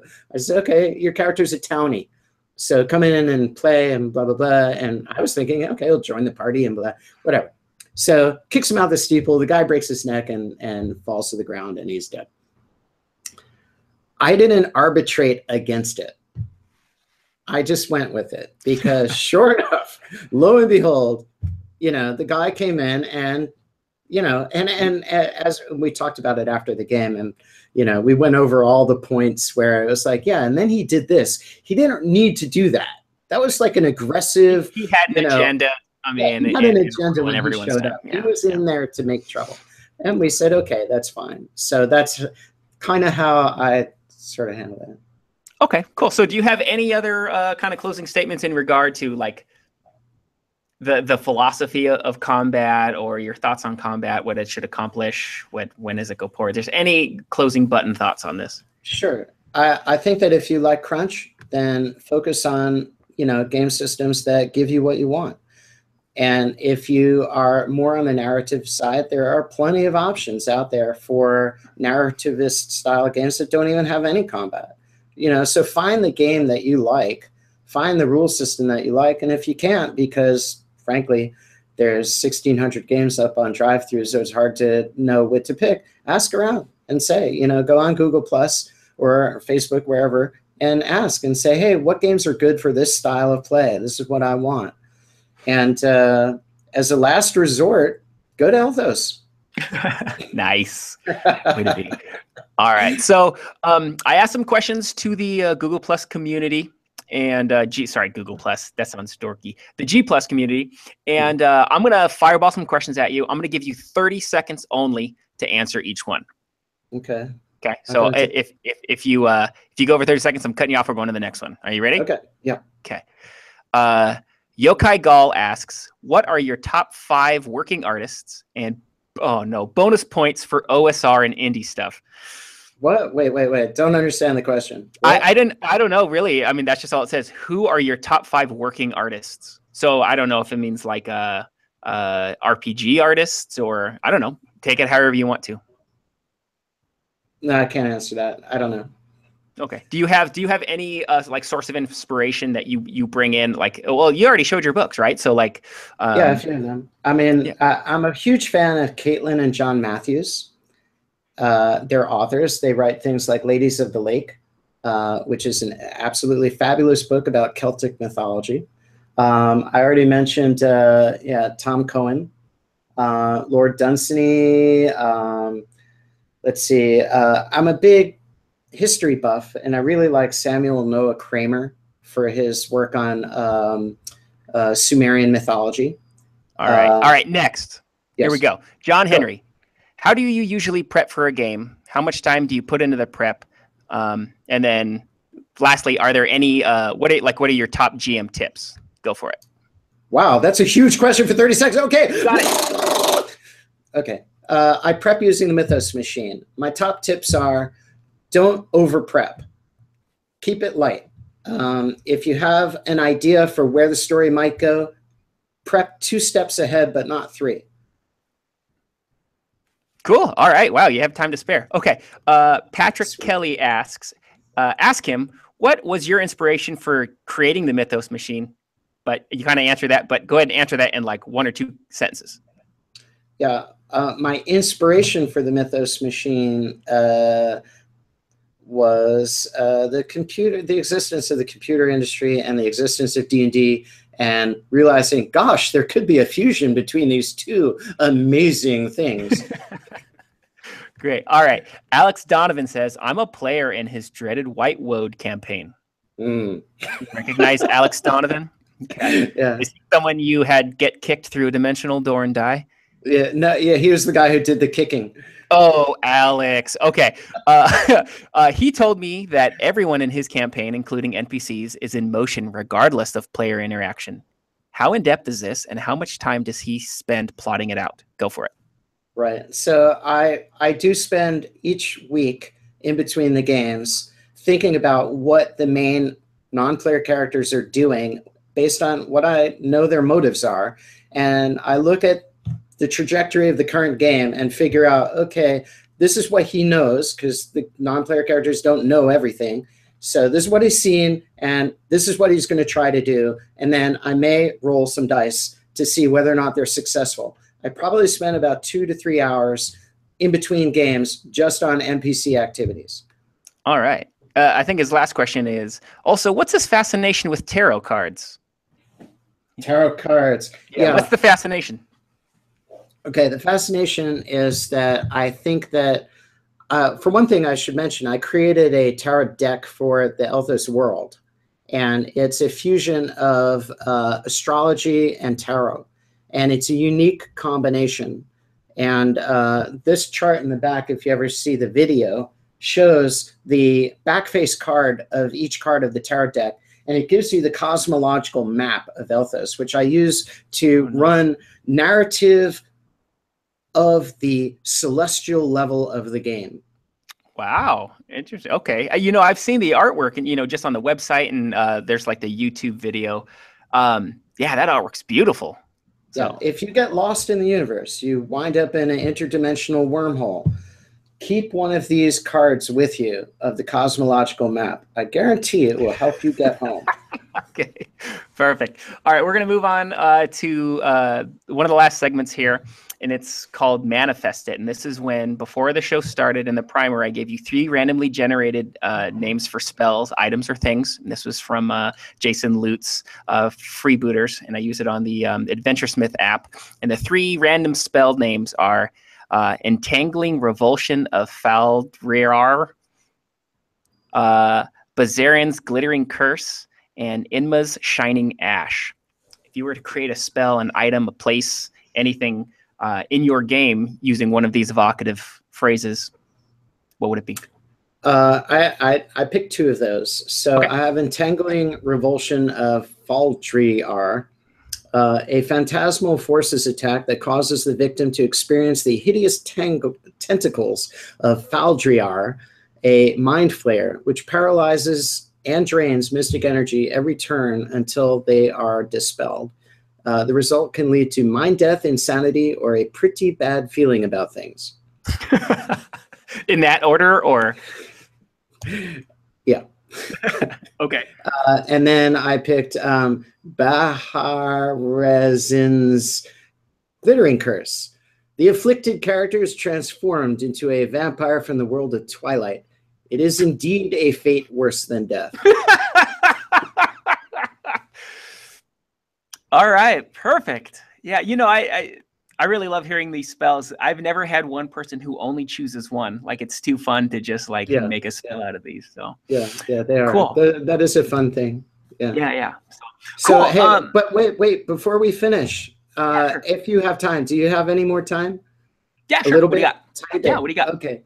I wanted to ask you a couple of questions about what you're doing. So you have this psychology of gaming, and I'm wondering, you know, can you tell me more about, you know, why you're doing this, where you're coming from with it, what your goals are with it? Yeah, thanks for asking, man. So I have a master's degree in psychology, and I'm currently a psychologist that's contracted through the state. Right now, I'm working in schools to qualify kids for special education.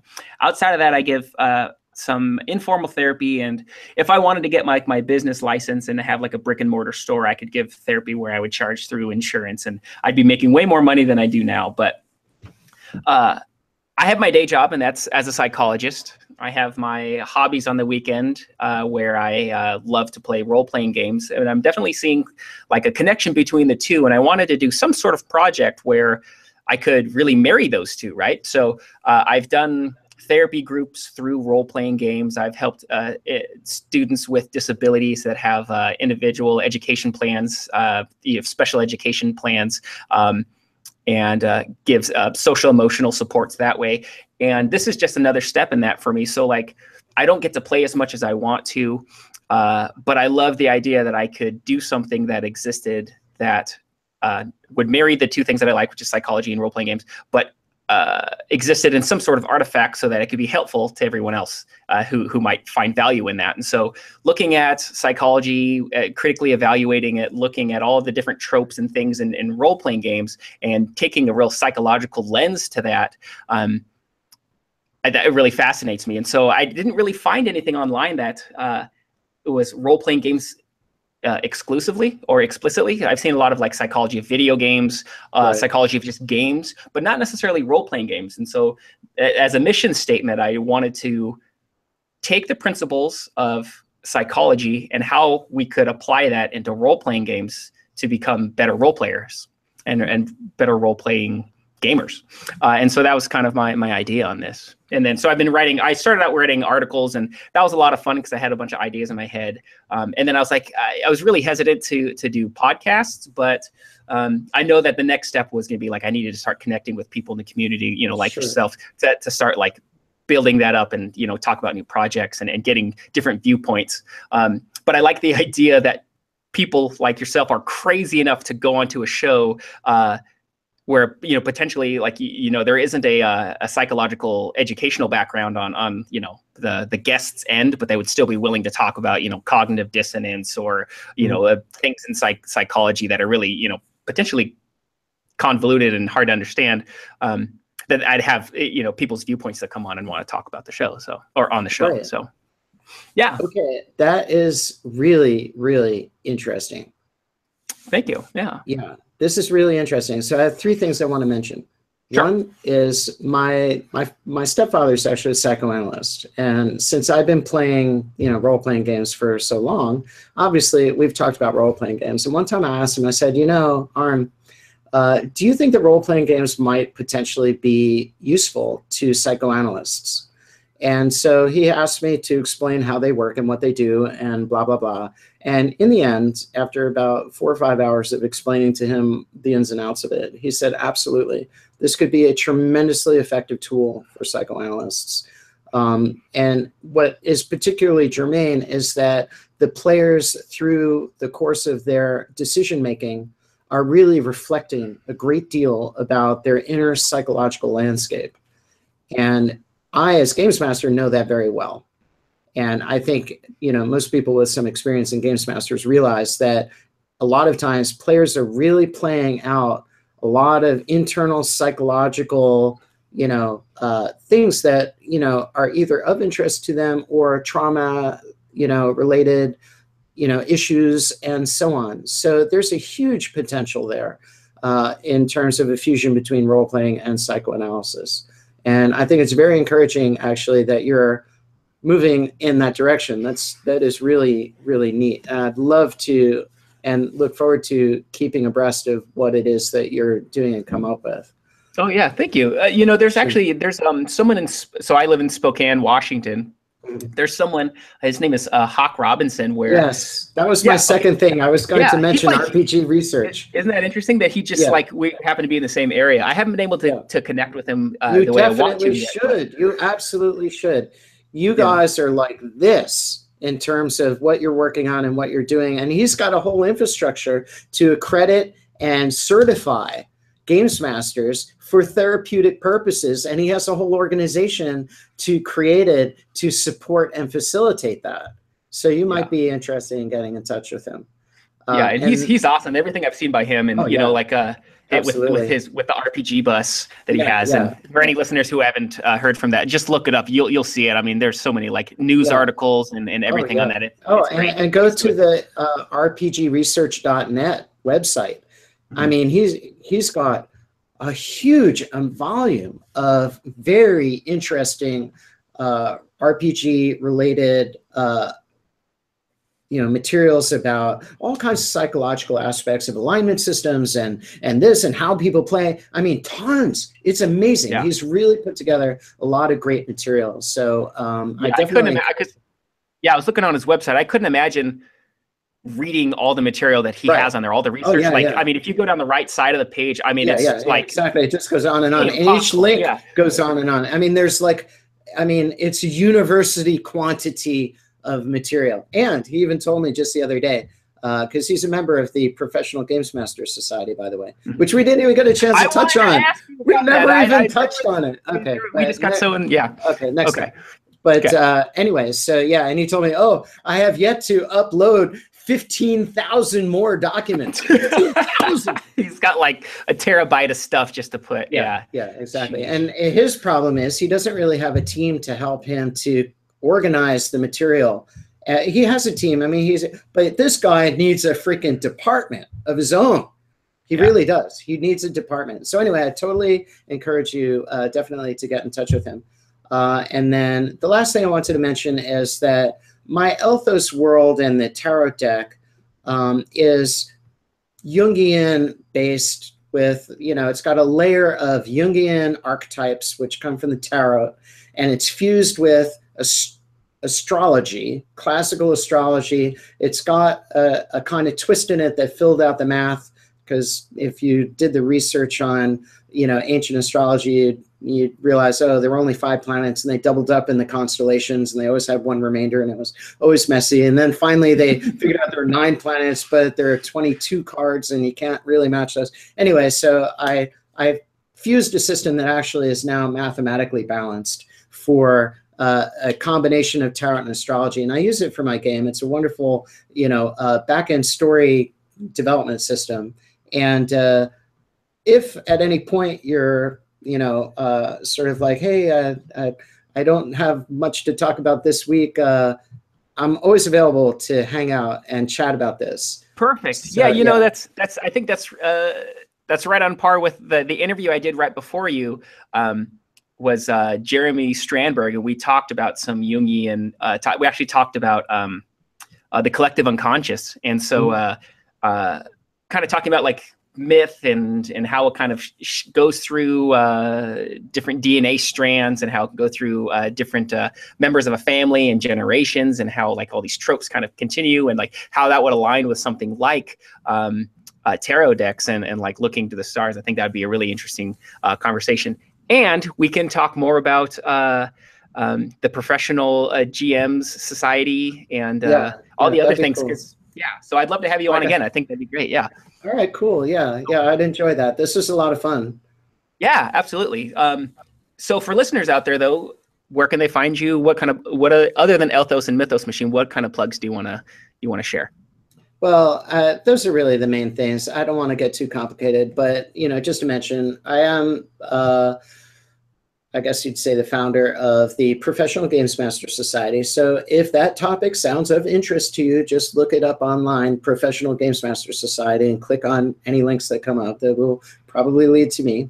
And then I'm also doing the Literary Role-Playing Games Society, and that is really a support group for games masters who are on the story side of things, who like to brainstorm and come up with techniques for improving their abilities for narrative side of the game. So character development, story arcs, and how do we do this kind of thing, and how do we do it better, and what can I draw from classical and medieval literature and ancient literature and so on that might actually help me to develop stories that are really interesting for my players, and how do I integrate with the psychological aspects of the game as well, and so on. So those kind of topics are all under the domain of the Literary Role-Playing Games Society, and you can go to Google and look that up, and I would imagine you'll find me that way as well. But the Elthos project is really focused on and centered on elthos.com. So if you want to learn more about Elthos, you want to learn more about the Mythos Machine, that's the place to go, elthos.com, and I have all that information up there. And I'm open beta right now for an indeterminate period of time. You can go in, create a world, experiment with it. And what I'm really looking for is feedback, contributions, and if anybody's interested in creating proto worlds, I'd like to talk to you, and I'd be willing to work with people to help develop them, if they want. I'm cool with it either way, but I am available for that. And that's it. That's cool. Yeah, and to find you on G+, you're under VB Wyrde. Yes. And you're really active in the community. I mean, it always feels like anytime I'm like looking at something, it seems like I see your comment on there, because you have your irons in so many different fires. So Yeah, I probably spread too thin. So, all right. So I think that's going to be it for the Two Simple Psychs podcast. I want to thank you, VB Wyrde, so much for coming on to the show. I think you're definitely a wealth of philosophical knowledge, and I would love to have you on again. Well, thank you so much for having me. And this has been a lot of fun. And I want to wish you a tremendous amount of success in your endeavors. This is, very encouraging to me. I love to see it. Cool. All right. So if you like this if you like this interview, go ahead and check us out over at the Psychology of Gaming. And listeners, thank you so much for listening. Awesome, man. Thank you so much. That was awesome. I really loved listening just to your philosophy, and I could tell that you definitely have that like old soul kind of thought on this, and that you, I could tell that you definitely think about this stuff. I'm sure when you're just driving from point A to point B, like these kind of things are on your mind, and really awesome. Yeah, and I'm a huge fan of the whole genre just because it draws in so many interesting aspects of, history and literature and all these things, and art history. And for me as Games Master, I like to draw from all this material and imbue it into my world. And I'm constantly using a serendipity style of Games Mastering. So I lay out stuff and I have, patterns of stuff that are happening, but I can tell you just today, I happened to stumble across an article about the pillars of Jachin and Boaz on the Temple of Jerusalem, the two pillars. Okay. What a fascinating article. It just showed up, and it pertains in this weird, wonderful back-end way to some elements of my White Woad campaign that I never thought of. And I'm like, wow, that shines a new light on something that I'm doing. And this happens all the time. And then I imbue these things. Oh, my backstory is now, so now I understand why, I'm a big fan of Owen Barfield. Have you heard of him? Owen Barfield. No. He was Tolkien's teacher. Okay. Wow, what an amazing writer! So I started reading his books, and I was like gleaning really interesting ideas. And this article today just shined a light on some of that stuff, and I'm like, wow. So anyway, cool. Have you ever read up on the Inklings? Yeah. Which is like that's so fascinating, right? Yeah, absolutely. I actually have the book. It's titled The Inklings, and it talks about the history of C.S. Lewis and Tolkien and Charles Williams and all those guys. And so that gave me a lot of stuff to go reach out, and that's how I found Owen Barfield. Oh, that's awesome. Yeah. I can't and I can't remember which of that group said it, but I remember reading an excerpt that it said like, "Oh God, not another fucking elf!" Like somebody was like, "God damn, no more elf." If I remember correctly, that was actually Charles Williams.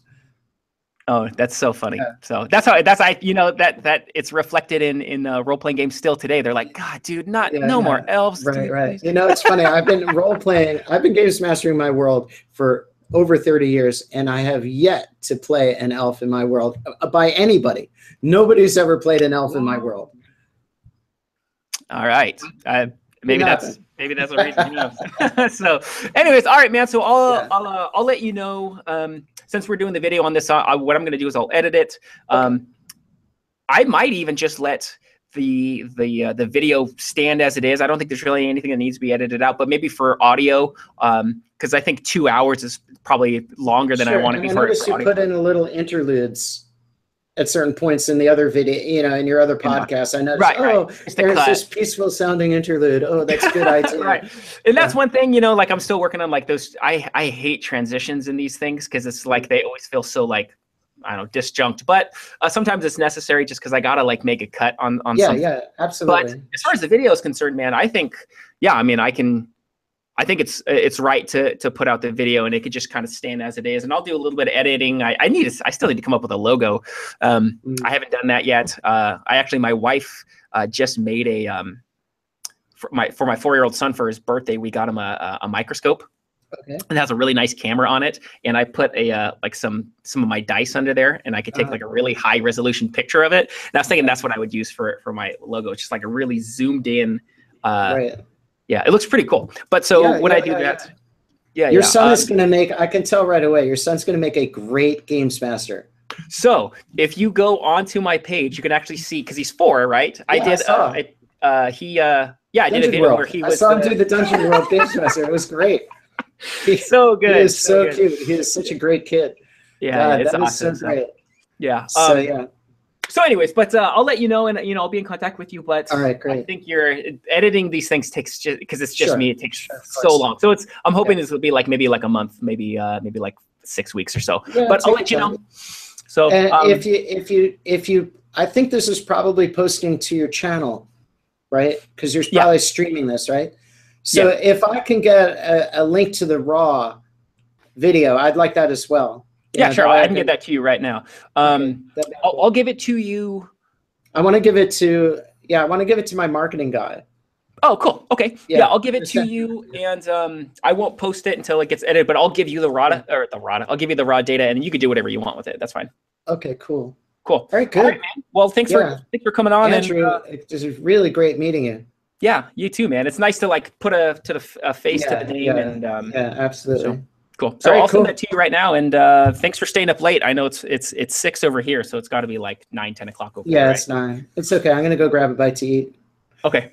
All right. All right, man. Thanks. Talk to you later. Yep. Bye.